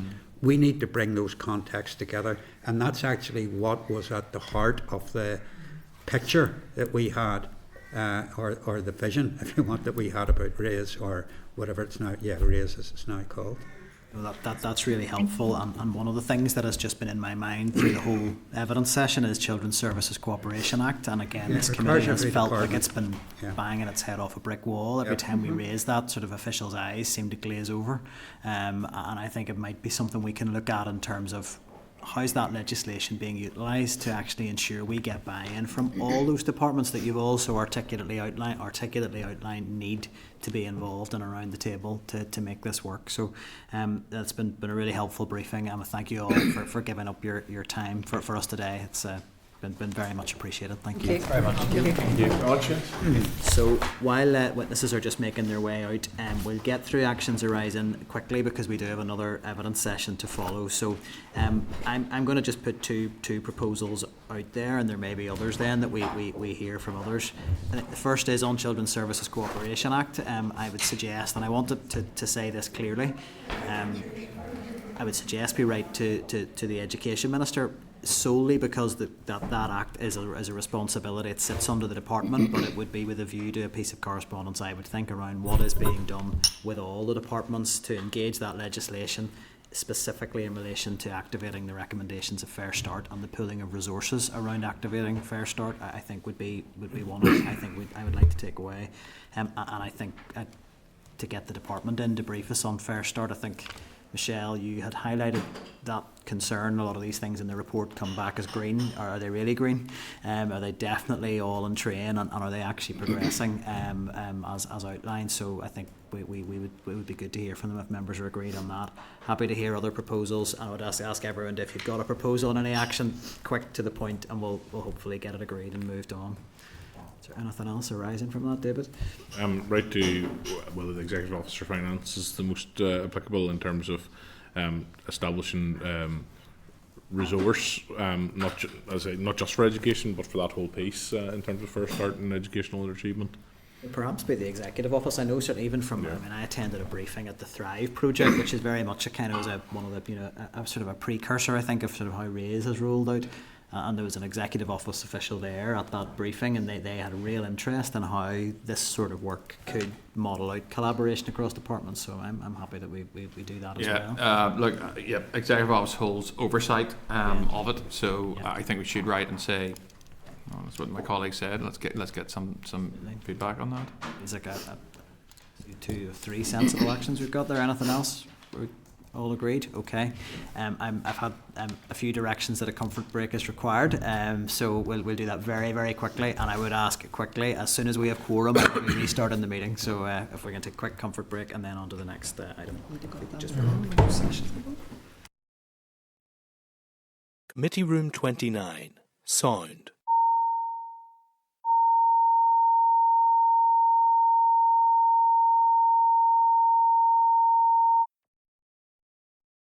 Committee Room 29. Sound.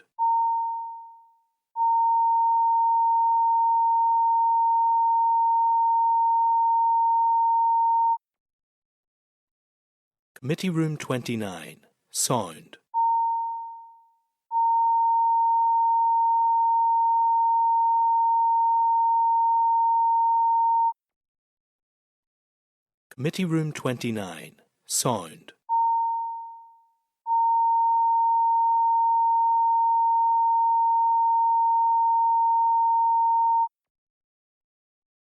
Committee Room 29.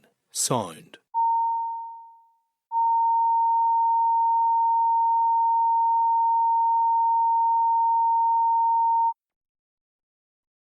Committee Room 29. Sound.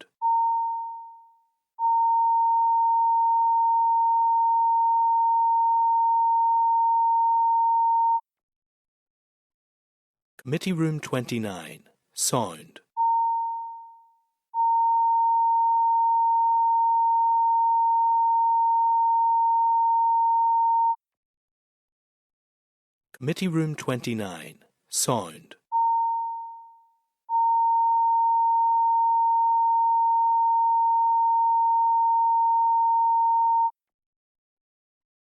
Committee Room 29.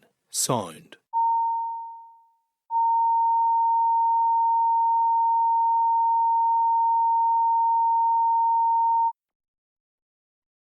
Committee Room 29. Sound.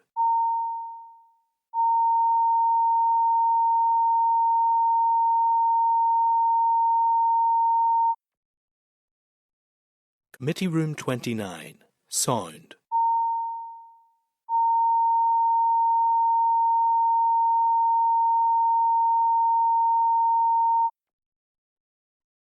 Committee Room 29. Sound.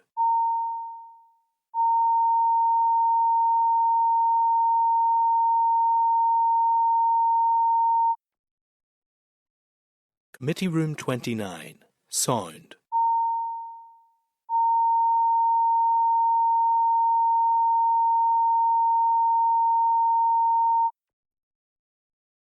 Committee Room 29, Sound.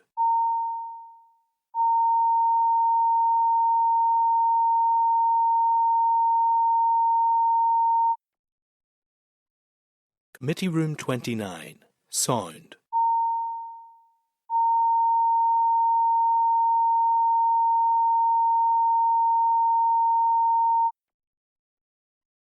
Committee Room 29, Sound.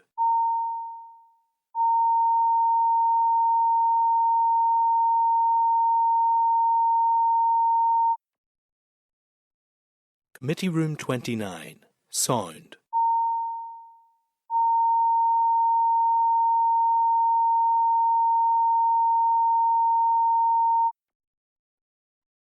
Committee Room 29, Sound.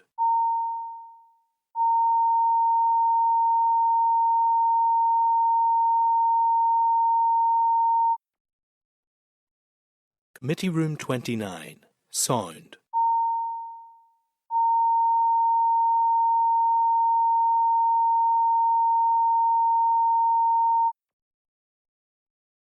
Committee Room 29, Sound.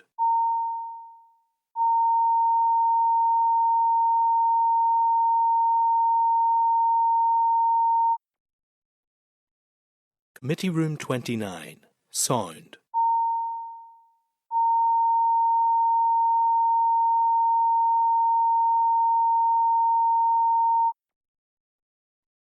Committee Room 29, Sound.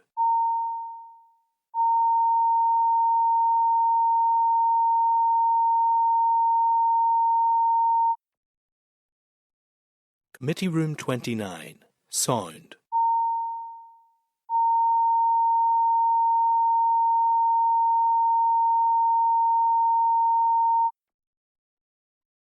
Committee Room 29, Sound.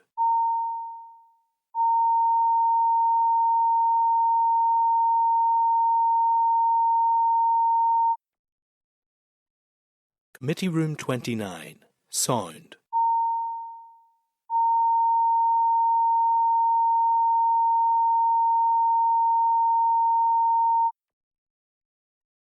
Committee Room 29, Sound.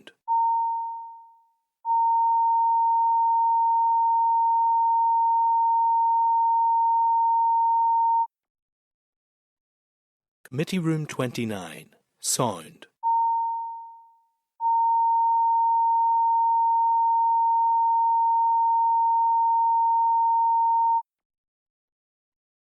Committee Room 29, Sound.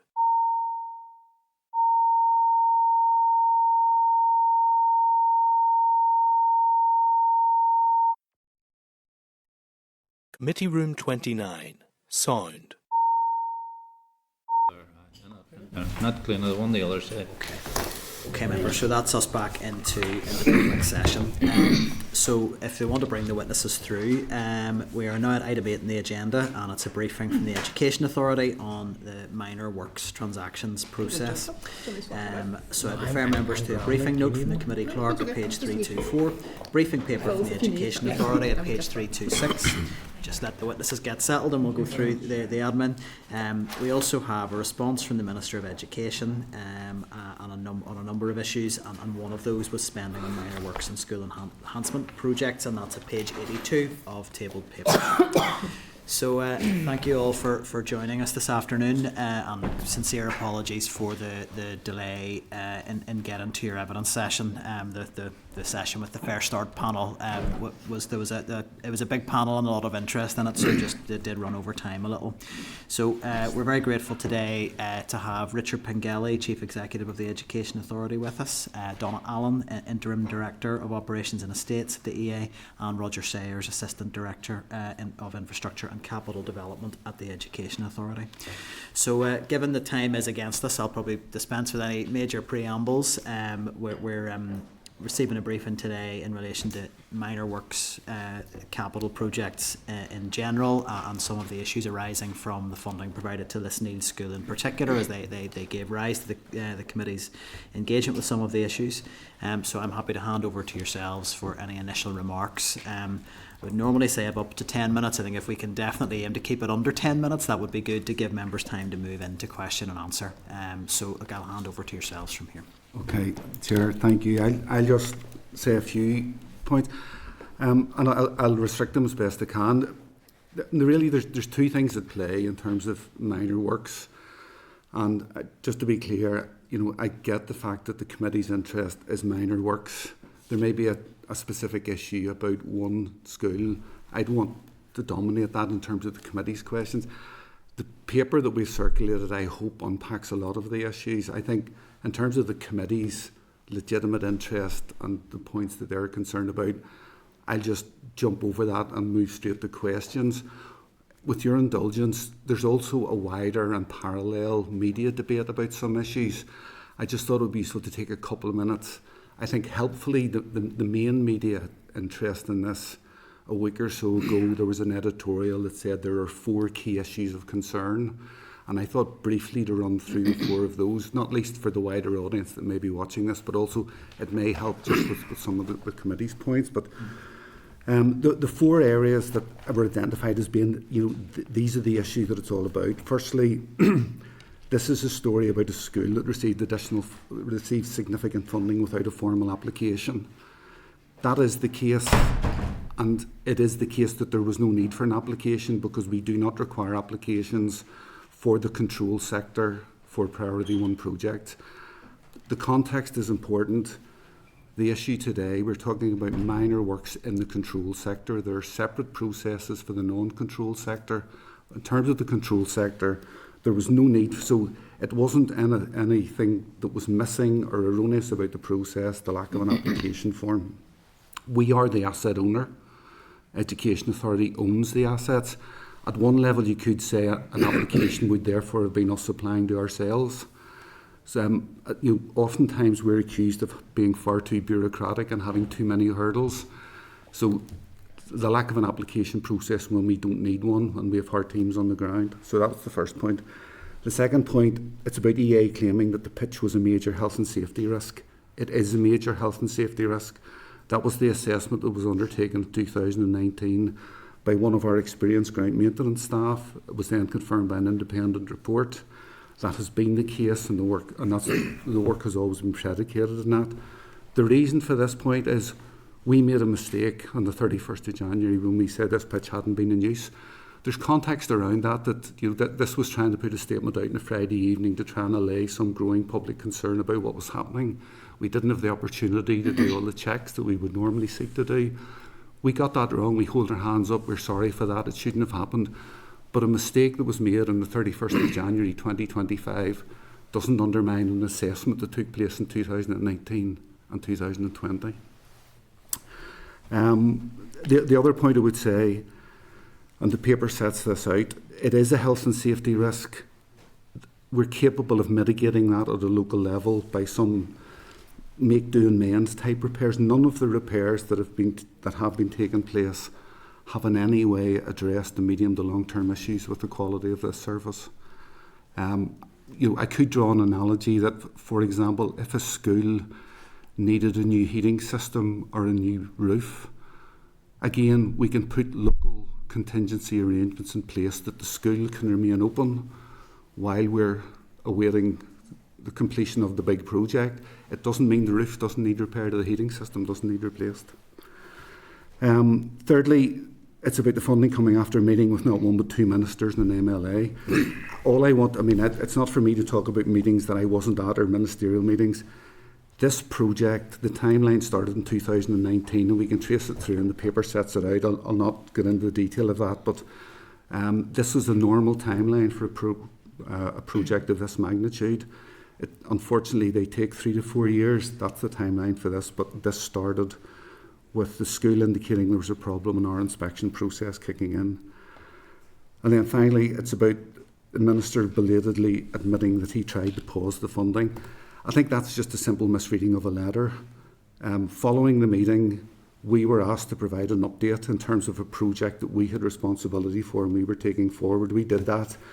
The letter that I think has been misinterpreted said we sought an update from EA and they have indicated that the project is remains on hold. It was on hold simply because all the component parts were falling into place except the budget. This was in the summer of 2024.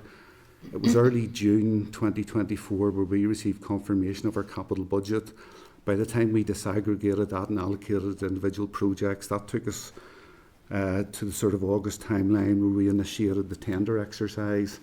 That came back with prices and then we formally initiated the project. So say that's just, I think that letter's been slightly misread. Other than that, Chair, I mean, I think it's probably easiest just to stop there in terms of time. Just to emphasise again, the fact that we did get something wrong, we've admitted that. If you allow me, Chair, I would say there's been a lot of commentary on this by a lot of people. I think most people along the way have got something wrong about this. Uniquely, we have held our hand up and said we get something wrong. I'm not surrounded by others who have done that. I would just say, don't let that undermine everything else we're saying. Just it's important that we acknowledge we got something wrong, and we will always do that. But that's, as I say, I'm more than happy to work through any questions. Okay, that's fine. And look, thank you for those introductory remarks and for the material you've sent through. And thank you also for making yourself available to committee at short notice. That was turning around very quickly, and that is appreciated. I think that you've outlined right from the outset. There's the issue of one school, and then there's the issue of minor works as a separate issue. I'm actually just going to go straight to minor works as a separate issue. Others may want to pick up on the specifics. I'm just conscious that if I'm only going to probably cover one thing well, so I'm just going to get to minor works, and it's really around what this whole story and how it's rolled out has illustrated, which is how little everybody looking into the system really understands how it operates, and I think just how difficult it is to really clearly get a grasp on how these projects are prioritised and identified and how they're taken forward and what the process is. And you set out in your briefing 3 categories of minor works projects: priority 1, priority 2 and priority 3. Priority 1 being projects that meet inescapable statutory requirements such as health and safety, fire protection and statutory obligations under the Disability Discrimination Act. So I want to just ask, are you comfortable as an organisation that the projects that go into the pot as priority 1 are being appropriately designated as genuine priority 1? This is the absolute, in terms of what's critical for delivery of education, that's what's going in there, or critical in delivery in terms of keeping people safe and meeting those statutory requirements. So that's my first question. Priority 1, are we comfortable and confident that what's in that pot, that those are the right projects? Thanks for that, Chair. I think the answer to that lies probably in the nuances of the construction sector in many ways, but Roger, you're happy to unpack that? Yes, absolutely. Look, we are content, and there's multiple gateways into checking what is a priority 1 project. They're generally statutory projects that we must do. They relate to the like of health and safety or the Disability Discrimination Act or other things that we must do as an organisation to keep children safe and in education. So there are many projects that are applied for that don't fall into a priority 1 category, that fall into 2 or 3, or fall out with any of those 3 categories as well. We are confident certainly that the projects that we're taking forward fall into the category 1. They're reviewed along the way, and as the feasibility work is carried out, as the business case is assessed, it checks again and again that those projects are definitely priority 1, and it looks at a range of options as to how we would solve what that problem might be. Can I ask then, just so looking at priority 3 applications, they're described as curriculum-based projects that would currently meet unmet needs in schools? Yes. If a pitch is not safe and can't be used, does that not just become an unmet need? And I'm not talking about Lisneal, I'm talking about any school that they'll be looking at a pitch. So I'm just trying to weigh up the engagements I have with principals who will talk about, well, let alone not having a pitch, they don't have changing rooms because they've all been condemned and the toilets can't be used. Or, when it rains, there's water pouring through, classrooms across 2 floors, or toilet blocks being condemned, or entire aspects of the curriculum that can't be accessed because those classrooms aren't fit for purpose. if those are unmet, you know, if a pitch is priority one, does that sit comfortably along those sort of examples that I've given you as in the same level of priority? Or if you don't do that work, does it just become a priority 3 because it's an unmet need? Well, the way we look at the unmet need from priority 3 would be a school saying, for example, we would be entitled to 6 science labs. We've only got 4 or 5. And it would be us aiming to say we want to do priority 1, 2 and 3, but we can't do that within the budget that's been allocated. The pitch, as a generic example, or in this case, was deemed priority 1 because it was unsafe rather than because it was to do with an unmet need. School came to you and said, we don't have a pitch. Would that be an unmet need? It would depend on the number of other pitches that they have, and in terms of pitches, it also looks at the site. So the building handbook recommends a certain number of pitches based on the number of pupils who attend that particular post-primary or primary school. It gives a range of options in terms of the synthetic type or the grass type, and it also depends quite uniquely for pitches on the actual availability of land. Generally, you can get to the building handbook schedule of accommodation for the building, but that impacts on the amount of pitches or car parking or whatever the external resource happens to be. So not necessarily. It doesn't mean that because you don't have a pitch, it's a priority 3. But in this case, the priority 1 was given because of the unsafe nature of the pitch. And could that unsafe nature of the pitch have been addressed by simply not using it until resource became available? And I mean, I again can apply that to any school. I'm just trying to get to that sense of when you meet with principals that they're often in scenarios where you can't quite take in what you're seeing in the school. And I don't necessarily want to even give examples of specific schools because I don't necessarily think they want to have their school highlighted as a building that's fallen apart. But I have been in schools that are literally falling apart, where they have entire sections where the phrase is, this section of the school has been condemned and we're not allowed to access it. When we're dealing with those kind of issues, it seems to me very hard to understand that a pitch would be just in the same pot of all the same sort of priority 1 issues. And I'm not sure the public get that. So I suppose I'm trying to establish, is there any acknowledgement within the organisation that perhaps what this issue has done is highlight a need to relook at those priorities and perhaps review the process so that we can reinstill a bit of confidence into the system that it's transparent and that it is equitable in terms of making sure that really scarce resources go where they are absolutely, clearly, objectively most needed. I think if we give Roger just a moment to confirm his thoughts, the point you've made, I think that's an entirely fair point to make, Chair, that if this is highlighted anything, it's highlighted, maybe we need to do a bit more work to better articulate the differential components between priorities 1, 2 and 3, and that's certainly something that we're more than happy to take away and do. And and I say that not in the spirit that we need to be tasked to take learning from this. We will be doing our own lessons learned exercise, and I will be commissioning some work to see what have we learned from this. But I think the point you make is a very, very fair one, and it's something that we would want to do. I agree, absolutely. The way we work at the moment is based on those ministerial priorities for 1, 2 and 3. There's no doubt we've been thinking about this, particularly in the month of February, about what things might look like going forward. I think we'll commit to working with the Department of Education if that's what they want to do, to consider those priority 1, 2s and 3s and maybe take stock with something that has been a process for quite a while now. And I think, Chair, sorry, not to labour, but just to emphasise that where we are sure of our ground is that we, in terms of any school or any location, we have consistently applied the definition on our operating model in terms of the definition between priority 1, 2 and 3. The point we're making isn't so much that we need to review how we've applied that. I think we need to review how we define that and how we make that more accessible.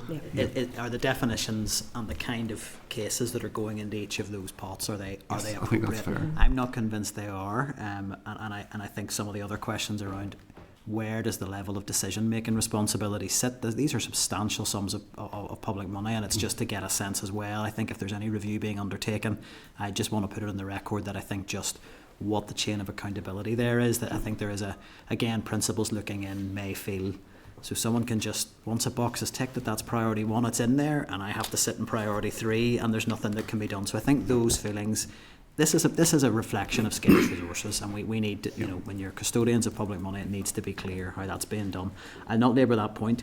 If I could ask just a clear undertaking that whenever the outcome of any internal review of these processes done, that be brought to committee. I think we would all want to see that. No, that's fine. I'm going to bring the deputy chair in. Again, we'd just emphasise to members we are short on time. It's an important issue, but if we can get to our questions quickly, that would be helpful. So I'll bring in the deputy chair. I want to continue along the same line because the EA said that there was an inescapable health and safety pressure. To me, inescapable means there was no alternative. But in this case, there were a number of alternatives. One, the pitch could have been closed down, full stop. But it wasn't. It was still being played on. The other alternative is that there are other pitches in that school that could have been used. So, whatever about health and safety, it wasn't an inescapable pressure. Would you accept that? Now what we know, that the pitch has been played on from the first time it was raised as an issue, and that there are other facilities that could be used other than this pitch. I don't know if Roger knows more of the detail about the alternatives. My understanding is that the school very much relies on this footprint as its main recreation area, break space. It's about allowing the kids the opportunity to go out from indoors into the fresh air. And I think so that there's limited other alternatives to this. The bit about, so it could have been closed.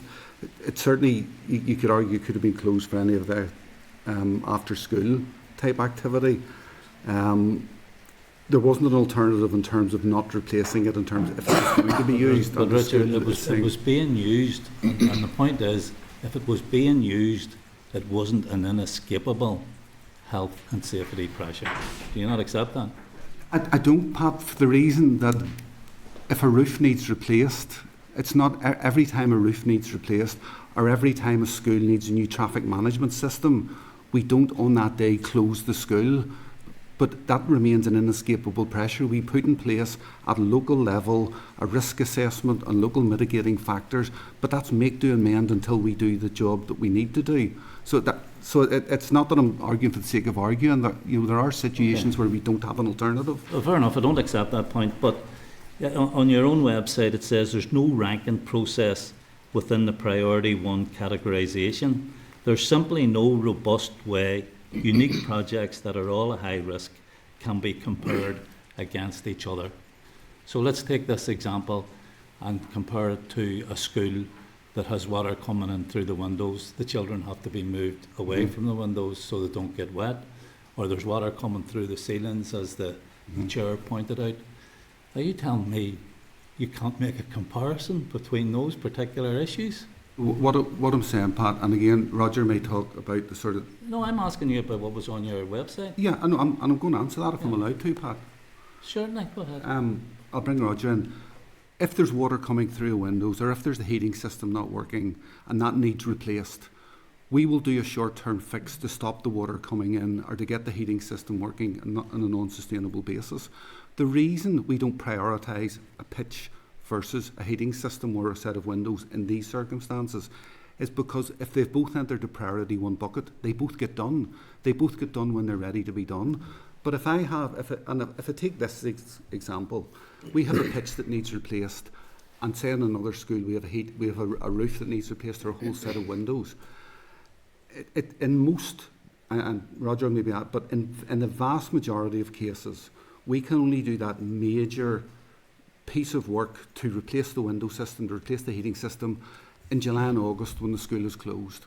So if we're going to do a piece of construction work as we're doing replacing a pitch in February, we can close a pitch for a couple of months and do the resurfacing and do the site works and do the fencing. But because we're doing that now, it is not to suggest that that is more important than a roof. We can't throw the kids out of the school for 4 months in February to fix the windows. That can only happen at certain times of the year. So the point is we don't need the prioritisation because we manage the projects on an orderly basis and take them forward when they're ready to be done. But let me just finish. All Priority 1 projects get done. Ranking is an outworking of making choices between what you're doing and what you're not doing. I suppose the issue is whether this should have been a priority one, and the chair has already raised that issue. So I'm going to move on slightly, because you know yourself, there's enormous demand for funding for various pieces of work to be done in schools, and there's a very tight budget for doing that. So is it appropriate, therefore, that monies which should be allocated on the basis of educational need are being provided to upgrade a pitch to a standard that isn't actually required by the school? Well, we weren't upgrading the pitch, we were replacing the pitch, and we were doing it in line with the handbook that sets out the standard for all pitches. And I think, in terms of the centrality, again, not to labour this case, but this is an open space which is the main recreational space used for pupils attending the school. Mental health challenges, as we all know, and you'll know better than me from your constituency work, are acute, and it's an epidemic across the set. Allowing individuals the opportunity to get outside and do a bit of exercise, this is not the cherry on the cake. This is a fundamental But there was importance. educational funding used to bring the pitch to a standard that wasn't required by the pitch, wasn't required by the school. So that money could have been used elsewhere for some more pressing or urgent need. But it wasn't. It was decided that it would go in to bring this pitch up to a certain standard. Are you specifically saying doing it at all, or is it the issue about, in terms of the paper mentions, the option 2 versus the option 3 choice? Well, I'm talking about money that should have been used for education, but was used to bring the pitch. Children being safe at school, I think, is part of the education journey. There was no need to upgrade that pitch to the standard it was upgraded to just for school use. Do you not accept that? No, I'm sorry, Pat. I'm honestly, I'm not trying to be difficult. This is information that's coming from yourself and from the department. But are you saying? But is that saying that option 2 was preferable to option 3 as opposed to do nothing? Because that was the 3. I'm not interested in option 1, 2, or 3. What I want to know is why money was spent that is supposed to be earmarked for education, but was used instead to bring a pitch to a certain standard that wasn't required by the school.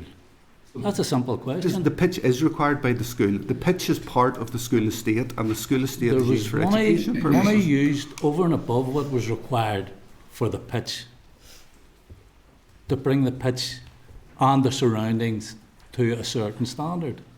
The DE handbook standard? No, not the. Never mind. No, sorry, that's a statement of fact. No. It was brought to the DE handbook standard. There was. Brought to a specification. Time at the minute, we just the pitch was brought to a certain last specification question. that wasn't required by the school. It was brought to the DE handbook standard, the specification, and the paper brings that out. Okay, thanks. Thank you. Kathy, you'd indicated next. Thanks, Chair. It's just a couple of points that I just want to get some clarity on. I'm aware that there's another funding award for the same school in this financial year of 1.3 million. I think it's for the construction of upper floor resource space and 3 general classrooms. And I note that this was over £1 million. Can you confirm, was that funded through the Minor Works programme as well? There's a broader background to that. Do you want to deal with just that very specific point? Yes, in terms of that specific question, yes, that is funded from the EA Minor Works money. This year, for the first time, we received 2 pots of minor capital allocation, one for specifically SEN investment and one for the traditional minor other capital. This is the first year that's happened, yes. So it's funded using capital that EA has received from the department. And it still falls under the Minor Works scheme? I think in this case it falls under the SEN investment. We'd need to get clarity on that. This is the first year that the budget for Minor Works has been split into 2 by DE on its allocation to EA. Okay. Sorry, just very quickly, prior to 24-25, there was 1 Minor Works pot for 24-25 onwards, and so SEN and non-SEN stuff would have been out of that pot. For 24-25, we have talked about the 29 million pot in the paper. Yeah. That is the non-SEN Minor Works pot. In addition to that, I think it's 41 million. There's a 41 million pounds pot for SEN minor capital works. Which is minor capital as well.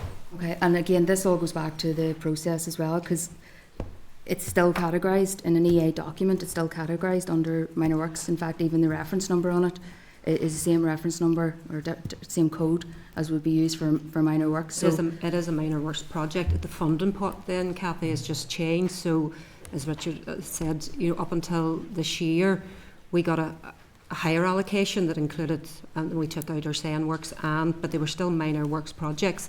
This year then, we still, the SEN projects are still minor works, but there's a separate funding stream for them now the Minister has given us. So we got about 41 million this year. Okay. And that registered kind of other more general minor capital works to 29 million. I think previous years it was something up around 40 or high 50s. Okay. So we actually net with more money. Okay. Just then you mentioned that's coming out of a SEN pot. Can you clarify why that is, or what that's there for the SEN? This is creating specialist provision at the school. There's two phases, and it hasn't been covered in this paper. I mean, I can give you a quick synopsis now. We're more than happy to provide more detail. There was two phases. It was creating a number of specialist provision classes. It's very important that those specialist provision classes are in the main body of the school, as opposed to what often happens is you can put a modular class, which is happening in a lot of cases. Yeah. It has, but in this case, so a couple of the mainstream classes were phase one was firstly to convert them to the specialist provision, and phase two was then to recreate that general provision elsewhere in the school. So that was the two phases to the project. In essence, then this is to replace space that was given for specialist provision. Yeah. Okay, and look, you'll understand that there are other principals that are looking on in this who have put in these specialist provisions in their schools, who have given up classroom space.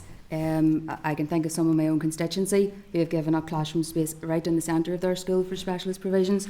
That's a fair, but just this was one project of 10 that were taken forward in the pilot, so this wasn't alone. And there's other specialist provision being created.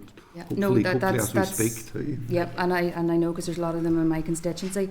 So, like, it's very safe to say that nobody would begrudge any school getting money towards, especially anything that's towards specialist provisions. But you can understand other principals looking on who are in the same scenario and have given up space will be looking at quality. So what I'm just looking from you is there a promise from the EA that this is going to move forward with other in the same financial year we're talking about here? Is this something that other schools now will be looking at, knowing that they're going to get the same, they're going to get their classrooms replaced? And if so, how do you prioritise that? Which schools are getting this, and when are they getting it? So I suppose just to say absolutely. So that this has always been, I'm supposed speaking on behalf of the minor works team, I mean, this is something, they know that they're borrowing people's space, and they are the ones in terms of the SEN placements project, they're always saying we need to go back and pay that back. So we do have a replacement project, Kathy, but what happens, and the committee knows what happens, is that the priority becomes the year we're in, but we do have a replacement programme, and actually we'll probably be coming to the committee, I'm sure, no doubt, in future in the next couple of months to talk about the SEN placements. And one of our challenges this year is that we made a decision, because we know we have borrowed and we're probably slow to get back to repay that actually what we're doing, the approach this year is actually we're doing the bigger scheme, because we know that, we need to get back, but then the priority becomes that immediate year. So this year, and it will mean that we will have bigger projects to deliver, and it will cause problems potentially for placements around 2025, but we believe it's the right thing to do, just exactly what you're saying. So going forward, but we will go back and replace, and we have them programmed in, but we just need to get to them. But going forward now, any new ones, we will put in the temporary, but as part of the project, it will be the replacement piece as well. And I accept that, Donna, but again, looking out there and speaking to principals, they're now asking the questions, when will mine be replaced? If this has been replaced in the same financial year as getting a large pot of money, and I think that's a really fair question. I think the speed that we've put this paper together didn't include those components. What we can do is put together a paper that covers those issues and what our plan is, and maybe come back and have a specific session with you on that component, because it is a really important point you raise. And that's something the committee would want to take forward. So we can discuss that at the end of this session. Okay, thank you. Michelle, you'd indicated next. Okay, thank you very much for coming today. I sort of had two questions I wanted to ask on this, and I have two different ones perhaps. One, they're kind of quick ones, so hopefully you can answer them quickly. So the first one is just around, I hate going back to the pitch, but could you be specific on the nature of the health and safety risks that there was for the pitch in this Neil that made it? People were still using it, and people in the community were using it and still using it. Just what specifically tipped that into the health and safety risk? Okay, the principal reported a number of injuries that had happened on the pitch, including quite a serious leg break and a couple of other related hospitalisations. On the back of that, they requested the health and safety team to take a look at that through the grounds maintenance service. They did that, and they identified a number of issues, including rips and tears, a poor subsurface for a very hard landing if you fell on the pitch, and a number of other issues that would indicate that the pitch had reached the end of its useful life. It was built in 2007, so it last 10, 12-ish years, thereabouts, depending on use and the maintenance regime that's put in place. So the pitch had certainly reached the end of its useful life, so it did need replaced. The injuries that had been reported certainly indicated that it was unsafe to use, but then works had to be carried out to see what we could do. So over the course of a number of years, rips and tears have been glued together, low-level maintenance carried out, nothing at all that would indicate that the pitch has actually improved in quality and moved away from being a health and safety concern. And the school have conducted their normal day-to-day risk assessments before use in the way they would any type of pitch surface or indeed any classroom setting. People broke their leg because of the condition of the pitch. It wasn't a bad tackle or anything, and then they continued to use the pitch after that. There was a broken bone which was put down at the time as a result of a specific issue on the pitch. Perhaps it was a tear that was then repaired locally, and it was deemed that we could continue to use it rather than take that asset completely out of use. In terms of just the SPIMS CAFE reference, do all SPIMS get funded out of minor works?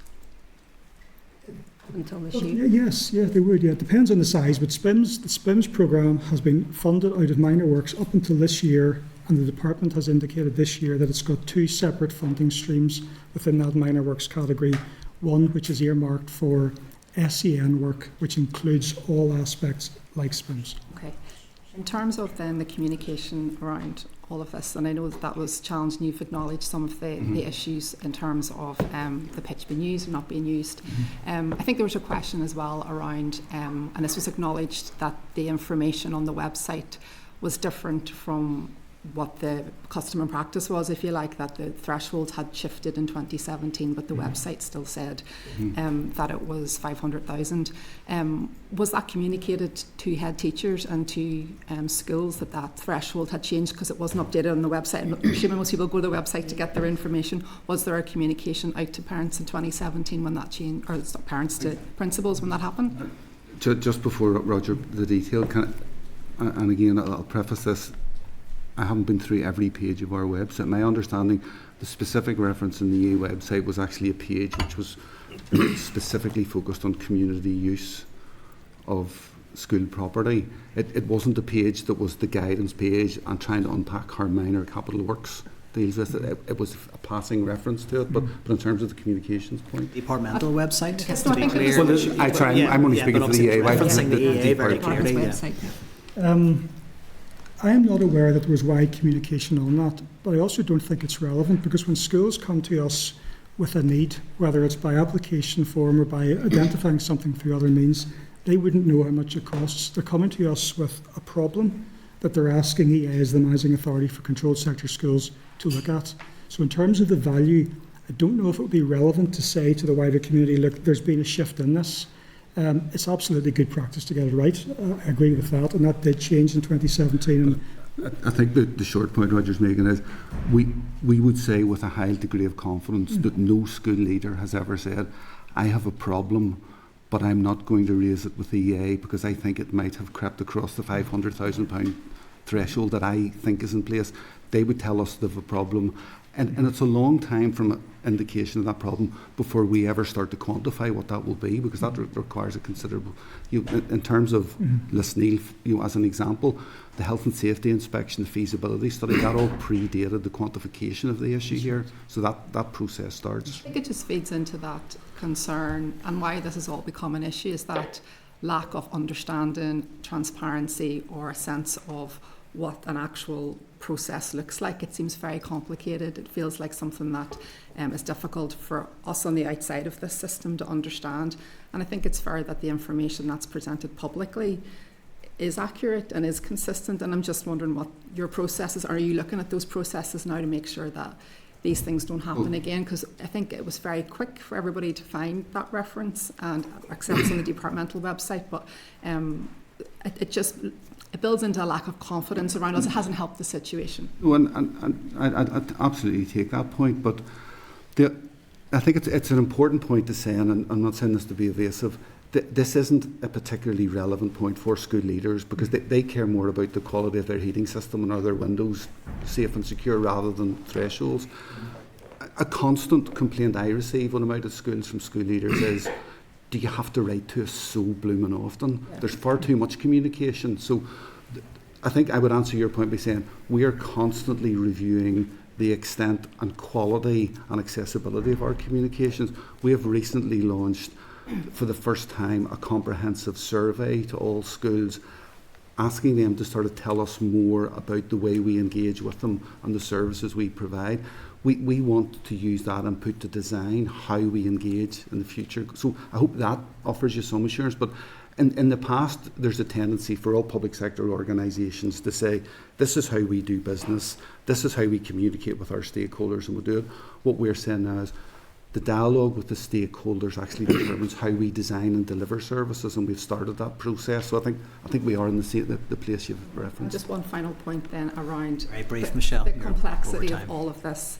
I know there's references in the audit report around estates management that reference just the complexity of this system. Based on this experience and your experience of kind of managing this process, would you agree that a single authority that looks after the estates management, rather than there being discrepancies between all these different sectors and different methodologies and all this confusion, would be a better way forward than continuing to operate these different methods? If you forgive me, I think I'll say that's a question above my pay grade. That's one for the Minister. You would have a view as someone who's working within the system, your experience in the system. Would it make your life easier if this was streamlined? I'm not sure it would, because I think sometimes you can streamline things and they become too complex and too cumbersome and they become hard to manage. So I think it's an entirely legitimate question to ask, and we should robustly look at the evidence base and seek to answer it. But I wouldn't want to offer a decision and preempt a decision that's for the Department and the Minister. Thank you. If I could just pick up on the comms point, I do think you've emphasised about the relevance of what's on your website for teachers. I appreciate teachers maybe digest this information differently than the public, but when the original story broke, the information on the departmental website around those figures caused mass confusion, and I think in fact contributed to the story running, because it felt like there was something that the EA and the department were saying different things, and I think it was that sense. So that's a question for the department, I think, at this stage, and I think one the committee may want to pick up. But getting those basic public-facing communications right is really important, because the public left the whole process with a big question mark. Well, why does the department not understand its own process for allocating a budget to an arm's length body of the size and level of budgetary responsibility of the EA? It was a concerning lack of understanding of their own process. But question for the department, and I take that point. Danny, you were next. Chair, and thank you. I'm going to pick up just sort of where Pat left off, and it is around the option 2 and the option 3. I take your point that the size of the pitch and all to the handbook, but there was additional money spent because of the spectator fence, if I'm not wrong, of about £65,000. But that was driven by the handbook requirement rather than... Spectator fence is in the handbook of the Department for Education for delivering pitches. I can outline the 65,000 odd. No, but that specific question there, is that in the handbook? That when you're delivering a pitch, because I know the spectator fence is needed to bring it to intermediate level, so that's a requirement that goes down from that body. So is that in the DE handbook? The handbook defines fencing in a fairly open way, and it allows us to interpret fencing which is laid out in a robust and suitable way. So I've checked the handbook actually on this. So it allows it to be open to interpretation, but it's not specific. So I don't have much time, so it's not specific to bring it up to IFA. And this is why transparency is very important here. I can address that. So you don't really need to put the spectator fence in on this project, really.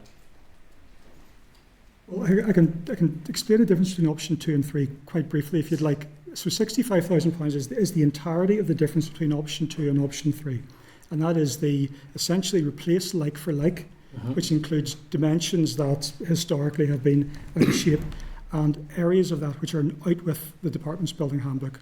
So in terms of option 3, there's a slightly adjusted pitch proportion, and that talks about the IAFA. Yeah. The runoffs and dugouts are mentioned in the building handbook, and it talks about fencing in the building handbook, suitable robust fencing. It's in a number of areas, and it depends on the type of synthetic pitch that you get.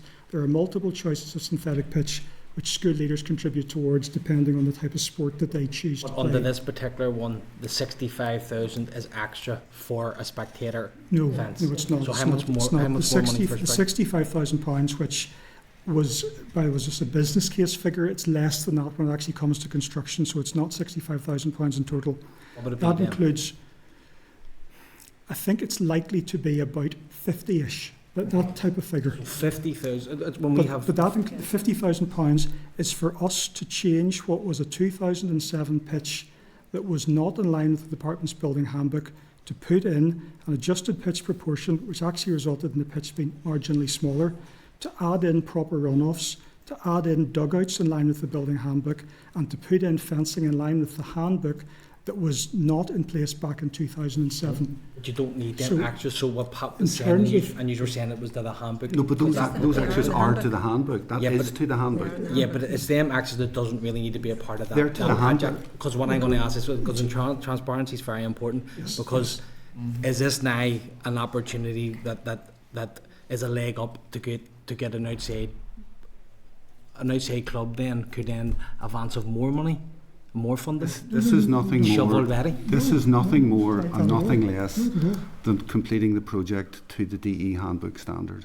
That was. So a spectator fence that goes around. I can only answer the questions you have. But Richard, It's to when the you have handbook schools standard. that have broken windows and we had all them points, And we fix broken windows, and we fix heating systems, and we repair leaking roofs. You are delivering a pitch to a very high specification. To the DE maybe handbook. 50,000 isn't. I can only isn't much repeat to it the so many times. It's the DE handbook standard. A spectator fence. It's the DE handbook standard. Dan, I would have to say I think they has Oh, answered no, the he answered. question. Fair enough. Then the last point would be that there's a note in here around the surface level agreement, but doesn't say what it is. Well, could we possibly get details of what that surface level agreement is? In terms of the use of... Is this the Maiden City? Maiden City, because I'm guessing a pitch of that level will bring in a certain amount of revenue. I just wonder to see what that is and possibly how that's reused for the Absolutely, pitch we repairs. can provide that, yes. That's all That's it in was. place, and we can certainly provide that, absolutely, yes. Okay. Next indication was Peter. Thank you very much, Chair, and thanks for coming along, folks. First of all, well done for coming here and putting your hands up on the late night presser. I think that was wise. There, in my view, there has been a political and a media narrative around this particular story in Lisneal, and part of that is that someone in EA just signed a piece of paper, and that was Lisneal getting the money. Was that the case? No. And if it wasn't outlined what the process was? No, I hope we've addressed that in the paper. I'll not repeat every component of it. Yeah, here. but the people won't see this, yeah, Richard, so it's worth outlining. No, so the genesis of this was, well, new school built in 2007 with a pitch that has an expected life of 10 to 12 years. So 2007, we roll the clock forward to 2019. On the back of an injury, the principal puts his hand up, indicates he has a concern. Mm-hmm. That was the initiation of this project. As Roger says, an experienced grounds maintenance colleague went out to do health and safety, indicated the view that there was a serious problem here. We then commissioned an independent review of that, which validated that. That developed a feasibility study to look at options, a business case process that, and we set out, there was three different people were involved in that. Then it goes into the budget cycle. Then there was planning permission needed for some components of it, not for the pitch surface because that planning permission had been secured originally. Finance was secured. There was a tender exercise that went through the normal approval process. Contract award, subject to normal approval process. We're now in the project management phase. Yes. I think that answers my question. It's worth outlining that to at least deal with the narrative that is out there. I only have one more question.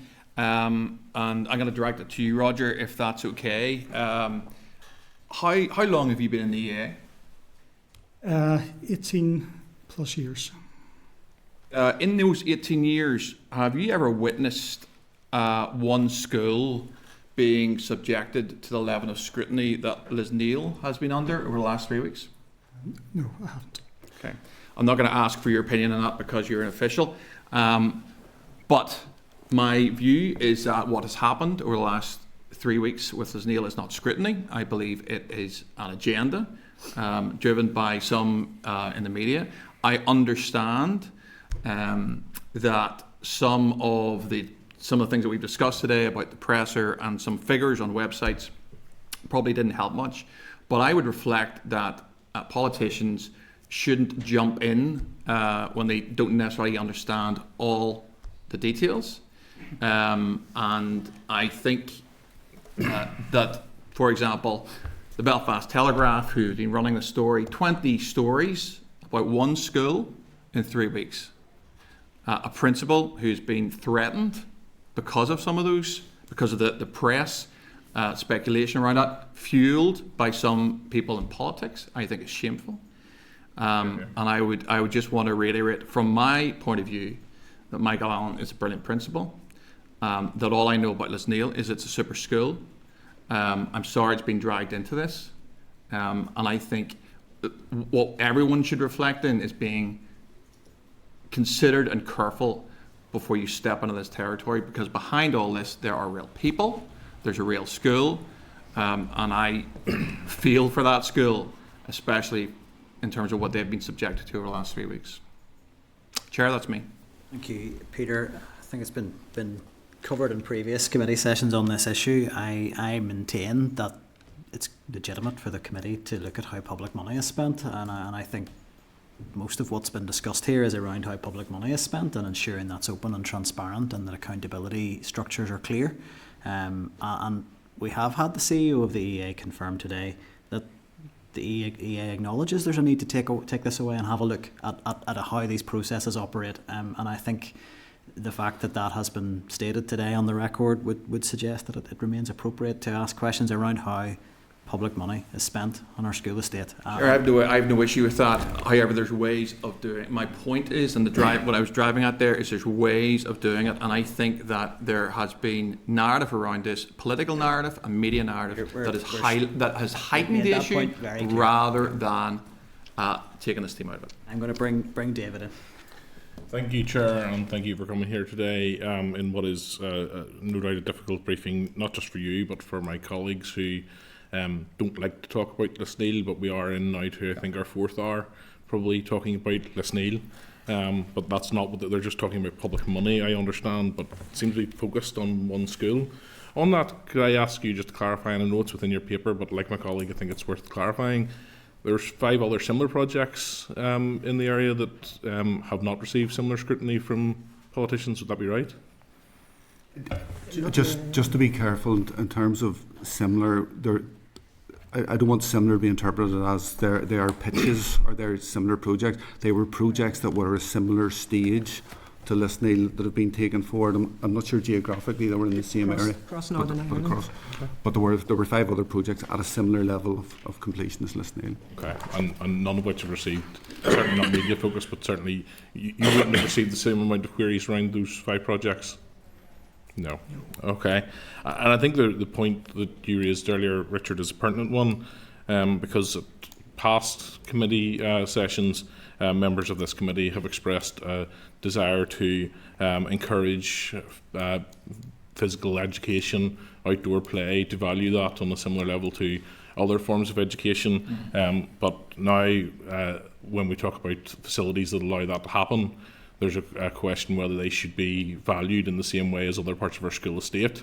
I've no doubt you'll have received representations from many parties arguing for pitches and similar facilities in different areas. Would that be right? Yeah. And can I ask, is it routine, just to address an issue that was discussed earlier in committee as well today, would it be routine whenever the minister has visited a school, held a meeting with a school, whatever school that may be across Northern Ireland, that he would forward on some of the issues that have been raised by that school to the EA? And would that be a normal process? Yeah. It's not something you think has been, especially serving Lisneal more than any other school or any other sector. No, thank you very much for that as well. The other thing I would want to raise is, and I think actually one thing that has to be said, and I'm not attacking anyone here because I think actually, I don't have an expert understanding of it, but I am a sports fan and I understand that actually these pitches, there are concern about injuries and so on with them even when they're brand new, and how that relates to a natural pitch. In that sense, certainly would it be fair to say that the likelihood of injury would go upward as it goes over its recommended usage, and this was a pitch that was 8 years, I think, over its recommended usage. I think that would be fair to say, yes. Yeah. So I think that it's understandable. It's a health and safety issue.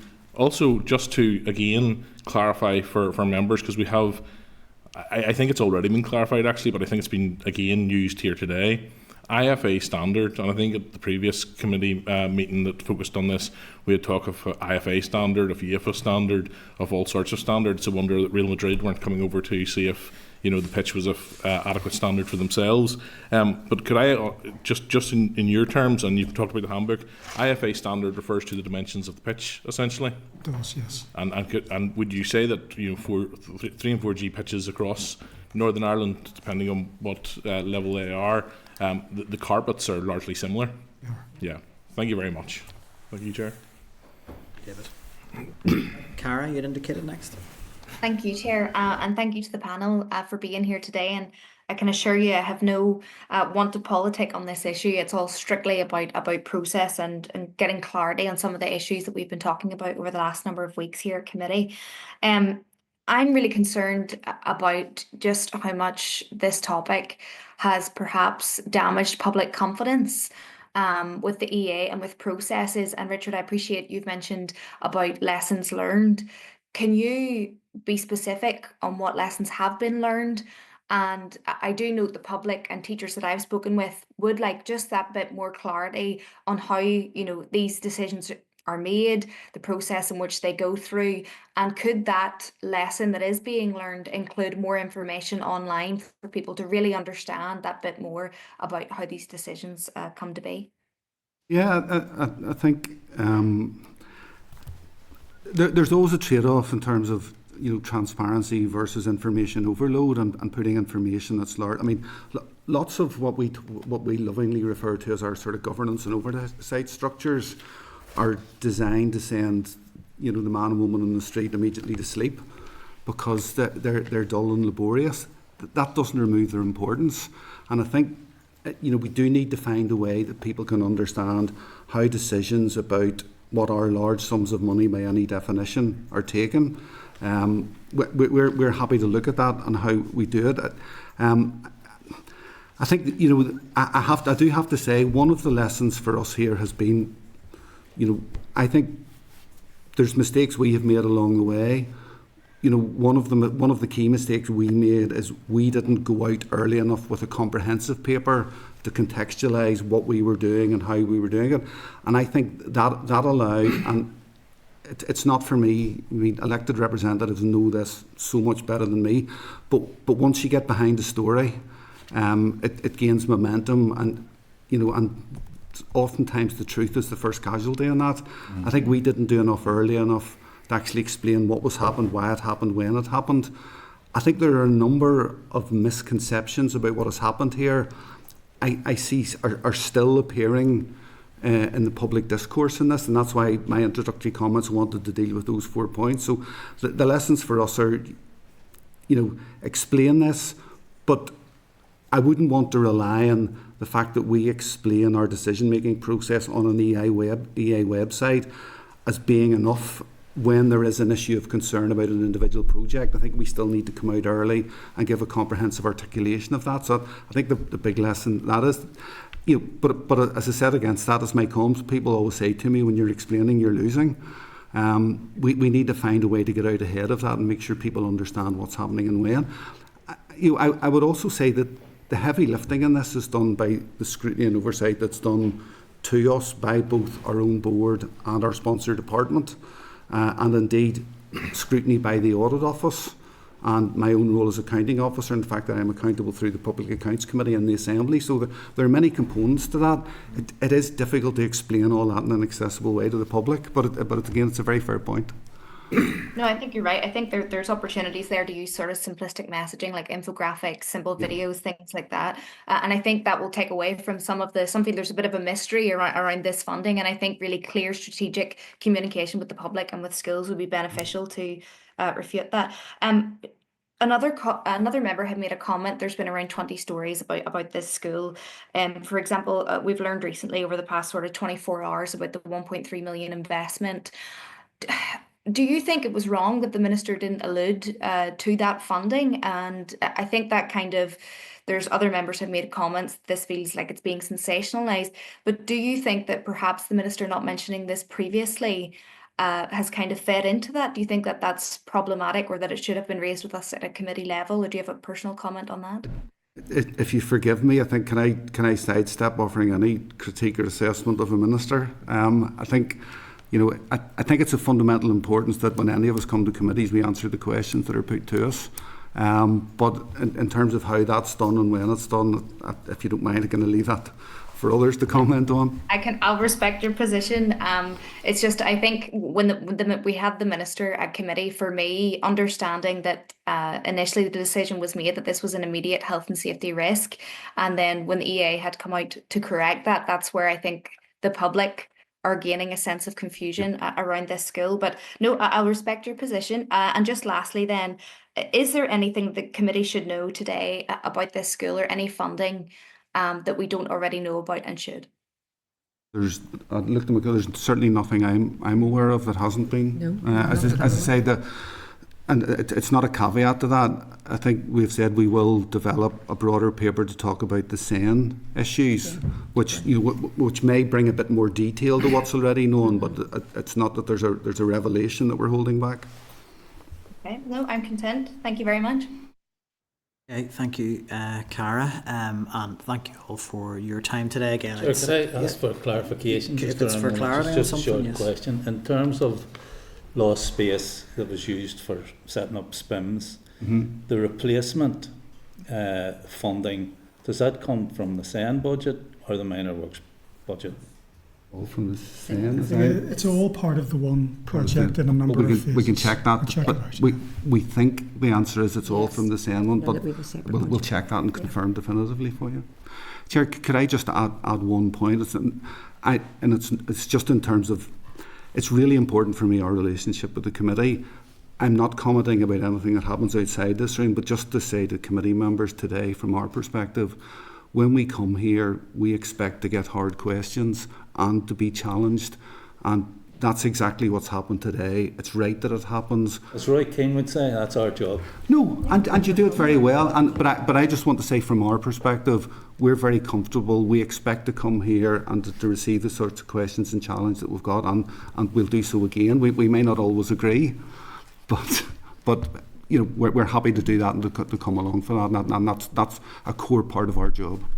That is very much appreciated. And I was going to just say, but just before the Deputy Chair came in then, on that point of clarification, the committee appreciates you giving up your time to come here, because it was done at short notice, but it is, and I maintain, as said earlier in the session, that it is always appropriate to ask how public money is being spent, and I think any suggestion otherwise seems very odd to me in a committee doing the work that it's supposed to do.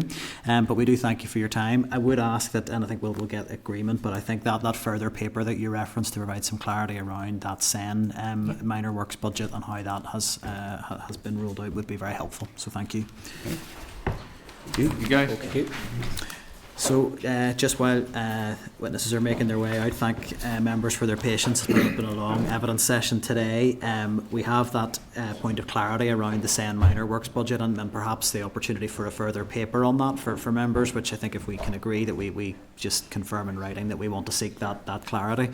Are there any other actions arising from that at this stage? Just to note, we do have the department in next week providing a capital briefing. So if we have an interest in minor works and how that is spent on the departmental side, with looking after maintained and GMI schools, then that would be our opportunity to do that. So is there anything else, Danny? I would like to know, and it's not about picking on the school, it's just a specification around a pitch. Like £50,000 is a lot of money. For the spectator fence, and that is needed for that IFA level. So I'd just like to know how many other schools have had that delivered with their pitches. If it's in the handbook, they made it sound like it's standard practice. I'm not so sure about that. Well, I think we can certainly ask that if members are agreed. I mean, I think they were very clear in that point that it was in the D handbook, so I think maybe even to be provided with a copy of that relevant section, and I think to get a sense, because again, members are at pains to say no one's an issue, no one's any interest in picking out an individual school. It just has happened that the story has come to light through the lens of one school. I think to get a sense of how many schools in the mix are getting that funding is appropriate to ask. I suppose the issue, Chair, is whether it's in the handbook or not is, to all intents and purposes, irrelevant, because what could have happened here was that the surface of that pitch was replaced, and given we're operating in such tight financial circumstances, one would think the EA and the department would be trying to spread the funding around as much as possible, given that there are other cases, and you've outlined some of them yourself, the water pouring through the ceiling.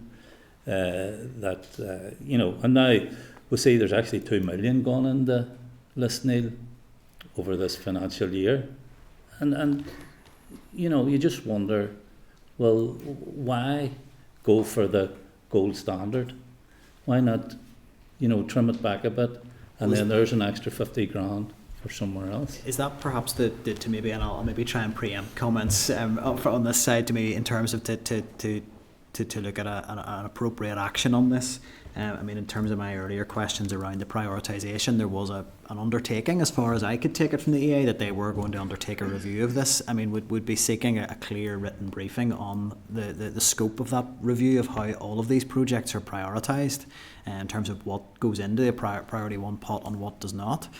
Is that a satisfactory action to try and establish, where we go from here in terms of how we actually take the learning from this scenario and ensure that there is more appropriate and a transparent accountability around this? Is that something members would be comfortable with?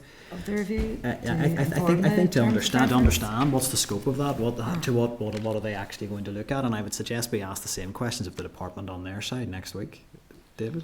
Sure, I've no objection to asking those questions. For what it's worth, I think there's actually, and I'm not going to put my neck on it, but I think there is hockey pitches and so on that have fence and so on that maybe were built before and so on.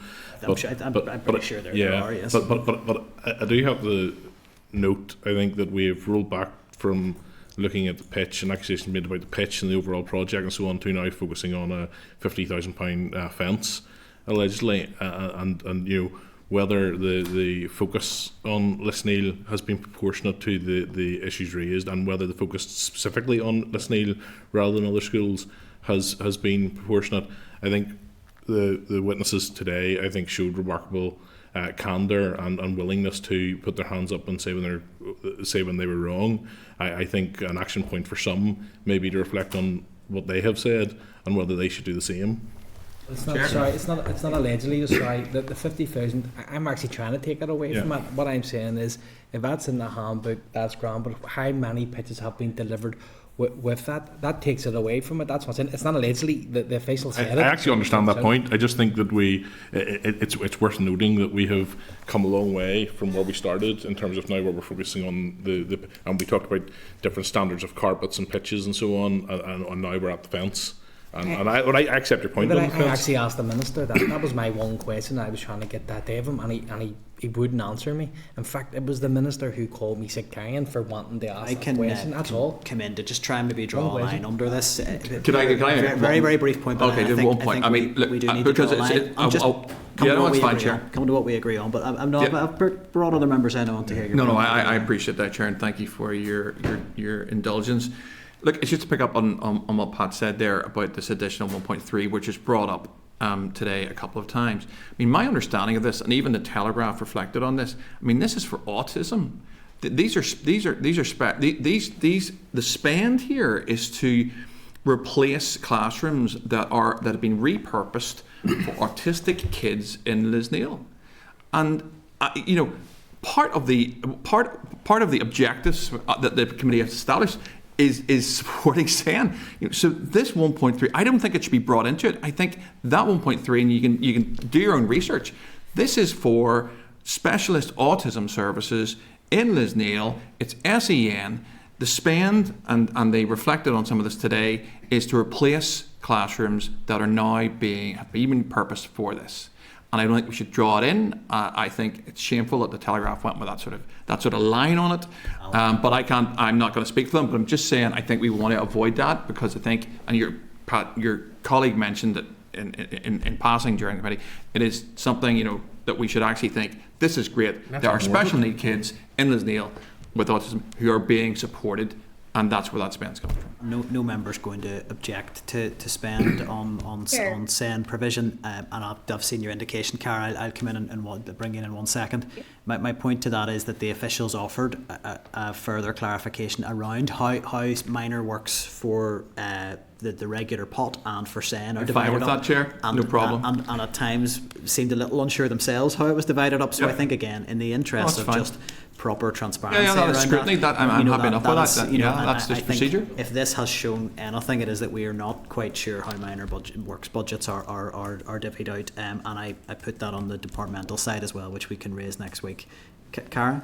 Yeah, just a very quick point, just to repeat the point you made there, Chair. I think sometimes it's simple things like what's on a website. If we want to be an effective committee and we want to scrutinise how things are being done, if the basic information is wrong about caps on budgets, we can't do our job effectively. It undermines public trust, and it doesn't allow us to be as effective as possible. So I think there is a piece there to just maybe all departments we need to look at, is the public information that we're able to access, that the public is able to access, is it up to date? Is it correct? And if it's not, that doesn't serve anybody. I think that's a very, very helpful note to close on. So I don't think there's anything that's been proposed that anybody is disagreeing on. There may be disagreements on emphasis and approach, and that we can all live with that. Okay, so we'll move on then to get through the last bits of business as quickly as we can. Item 9 is correspondence. That's pages 337 to 632 of your packs, and then just a couple of items in it, tabled papers there, pages 88 and 89. Summary notes at page 337. As usual, I'll just go through anything that has that requires an action. I'm just going to ask, for, in the interest of time, there are 2 or 3 that came in providing information around RSE. Are we all content to just assume that those are fed into the inquiry materials? Are we agreed? Okay, that's fine. Move on to item 9.5, page 347. It's correspondence from Marie Curie providing views on the Minister of Education's response on the bereavement policy and support for schools, which we had shared with them. Are we content that we forward Marie Curie's response to the department for their feedback? Great. We have item 9.7, correspondence from Women's Aid Federation providing an evaluation of the Helping Hands and Social Guardian training report. And apologies, that's RSE related as well. So again, members have agreed that can feed into the inquiry. Item 9.8, page 418, it's correspondence from an organisation, Outscape, providing a guide on the future of outdoor recreation in 7 Irish counties, along with details of their conference. I would propose that we note the conference date for diaries, if members are agreed. Great. Item 9.9, page 423, is a response from the Department of Education providing an update on the data collected by the department in relation to the Addressing Bullying in Schools Act. So really just want to very briefly seek members' views on the response. I'll maybe get ahead of it by saying I think we have already suggested we seek a briefing on post-legislative scrutiny of that particular act via the Bills Office, and I'm hoping that is progressing.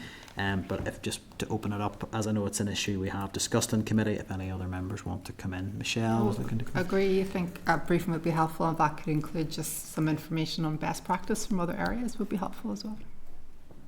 Be great. So just to check through yourself, Clark, that best practice in post-legislative scrutiny, is No, it? in Or bullying, best practice within schools in terms of dealing with the issue of bullying within schools. From Assembly Research then? No, I'm talking about a briefing from the team. when the department come in to brief Yeah, us, if they can, I'm assuming in part of the because we just post-legislative work scrutiny. between researchers at the moment. So Yes, that's no, okay. I understand. No. Okay, sure. I think if so the department DE. can speak to maybe what is identified as best practice elsewhere. so much. But, okay, are we all agreed on that? Great. Item 9.10, page 425, that's correspondence from the chair of the management side on the offer for teachers' pay 24-25. I would propose that we, my sense is that negotiations are maybe at a fairly sort of a sensitive stage here, and whether any people are around the table or not, I'm not sure. So I'm not sure we'll get anyone in for a formal briefing at this stage, if that's tenable. But I would want to propose we write back to the management side and ask them just for a clear written update on what engagement is actually underway here, and when are the relevant parties going to be around the table again, because I think we're all agreed, whatever our nuances might be on it, that they need to find a resolution to this. So are we agreed on that? Right. Item 9.11, page 427, correspondence from the Committee for Finance regarding concerns about Nick's sickness absence levels. Would members agree we write to the department asking what action specifically is being taken within DE around tackling sickness absence levels among staff? Agreed. Item 9.14, it is correspondence from Messy Play NI regarding additional investment for transforming outdoor play in schools. I would propose that we note. Are members agreed? Item 9.16, page 563 is a written briefing paper from Rebecca Davis on air quality in schools. I would suggest at this stage, if committee's agreed, that we go back and thank the individual for sending that additional briefing in, but my understanding is we are awaiting further correspondence from the department back on air quality issues, and I think before we maybe take on board that the content of that full report, that we await the return of the DE correspondence. Are we agreed? Item 9.19, correspondence from the Department of Education providing an update on engagement with stakeholders on transforming youth work, and it came on the back of a briefing we received from the Accord Collective and the Youth Work Alliance on this. So I would want to suggest we share that with those stakeholders and seek their feedback, but also that we write back to the department, because they indicated that some sort of policy development work is going on, but there was very little to no detail on that. So I would like to suggest that we get more detail substantively on the detail of the timescales for that policy development work, at the scope of that policy work, and clear information about who they are now engaging with. Are members agreed?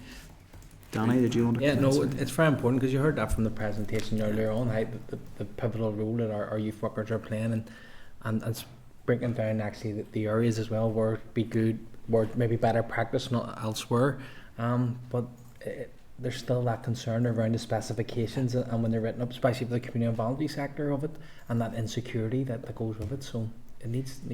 Yeah, I think I can sort of say in advance, I'm pretty sure it will be a disappointing response for that collective who presented to us, and I think actually it's been a long job of work to get all of those organisations on board with a single agreed approach on how this should be taken forward, and I think it's regrettable rather than that being received with open arms. It seems to have been would like to keep our distance from the department, so I do think we should seek their feedback, and again, if as members have agreed that we get the update on the policy, because I wouldn't want that to be kicked into the long grass. The presentation we received was quite clear this was urgent, so that is fine. So then item 9.2, page 622 is a response from the EA providing information on a range of matters. It's quite a long piece of correspondence, but I wanted just to suggest a couple of things that appeared to me as being relevant. One was early years inclusion service. There's quite a lot of information on that.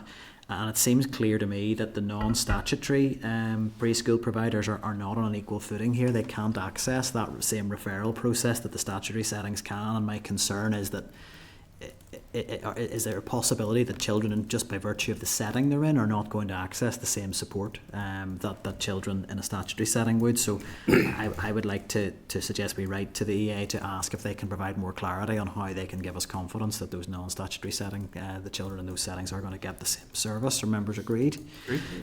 There was also the issue that they raised around a significant lack of funding to actually roll out early years local impact teams. So I would suggest we write to the department to ask what their funding plans are for those teams. Members are agreed. Item 9.22, page 632, is a response from the Department of Education, confirming it intends to involve the Women's Aid Federation in the ongoing engagement on the early learning and childcare strategy. So I would propose we share that with the Women's Aid Federation for their feedback. But I would suggest we do note positively that committee request that they have now been engaged in that process by the department, which I think is a positive outcome if members are agreed. Agreed. We have in table papers there a further piece of correspondence on Lisneal and minor works from an individual. Given the extent to which that's been covered in the evidence session today, I would propose that we note, if members are agreed. And item 9.24 is really a note for diaries. It's for Northern Ireland Youth Forum event. There's a wee bit of lack of clarity around the exact date that it's taken place, which we may need to seek just confirmation of, but I'm unable to attend as chair on that date, so it's really just to make members aware of that, and there's a contact there if they want to reach out and are interested in attending. It looks like a really a good event around sort of democratic participation among young people, so it would be a good one for members to get to. Other than those items, are we content to dispose of correspondence as per the summary note at page 337? We agreed? Agreed. And then that takes us to forward work programme, which I know we're not going to have a chance to speak to in any detail. The clerk is desperate to get in a couple of things, so things may be moving, so I'll just bring the clerk in at this stage. Okay, so we're having the school uniform bill kicking off next week in the Chamber, and the bill office come in to give you a legislative briefing before the bill team arrives. So on that basis, the Controlled Schools Sector Task Force have just agreed that they will come a little bit later on they're checking diaries for the 2nd and 9th of April, so that we can have the bill office next week and then the departmental team on the bill. Then just also for your information, on the 12th of March there's an integrated education theme to have IAF and NICE and the department in the main meeting. We are scheduling integrated alumni at lunchtime, and we will provide a lunch, so that would be 12:30 to 1:30. Can you put that in your diaries? Does that sound okay? Then the concurrent meeting with Economy, which is lined up already with the Economy Committee, that is, we were going to have an oral briefing on 14 to 19 strategy coming up, and officials have said, won't we just do that with the concurrent meeting instead? So we're going to get the written material beforehand, so that you're still cited on the material before you go into the concurrent meeting. Dr. Colin Knox, before he took a leave of absence, made recommendations for travel. He came up with 2 destinations that combine the priorities of SEN and underachievement. And so we haven't given you that, and I'll provide that to you maybe in next week's pack. We might have time to discuss it. So they would be Estonia and the Netherlands. And it is possible as an outside eventuality that you might go with another committee who are going to Estonia, but that's down the line. Whenever you said direction of travel on SEN and so forth, I was really interested because I thought Colin's done such good work. What is his suggestions in terms of the general direction of travel on SEN, as opposed to us going somewhere? Again, maybe lost in translation. Discussion for another time. Yeah. Yeah. So the outdoor education event is looming quite soon, actually, and the committee initially undertook to do that when it was doing its strategic planning down at the Forest School. Having had some discussions, that the idea that the Forest School would be interested in is that maybe the committee will consider at a stakeholder event several topics relating to outdoor education, and then on the back of that perhaps take a motion to the Chamber looking for a strategy that might have those features in it. So can you please send me any recommended stakeholders that you would want to be included in that, who've got an interest in outdoor education, be it play or SEN, nurture, or just different aspects of using the outdoors for curriculum delivery. And then the school uniform bill, we will have a timeline for you after some consultation behind the scenes with the bill office about just how long the committee stage might take. So that's all I'll say. Okay. No, thank you. No, that's all really helpful, and thank you for that. And with that in mind, are we agreed to endorse the draft forward work programme? Agreed. Agreed. Item 11, any other business? No. I'm going to quickly say no. Item 12, date, time and place of next meeting. So that is Wednesday the 5th of March, 2 p.m, room 29, Parliament Buildings. And that leaves me to put the question that the committee meeting does now adjourn. Are we agreed? Agreed. Thank you. Committee Room 29. Sound.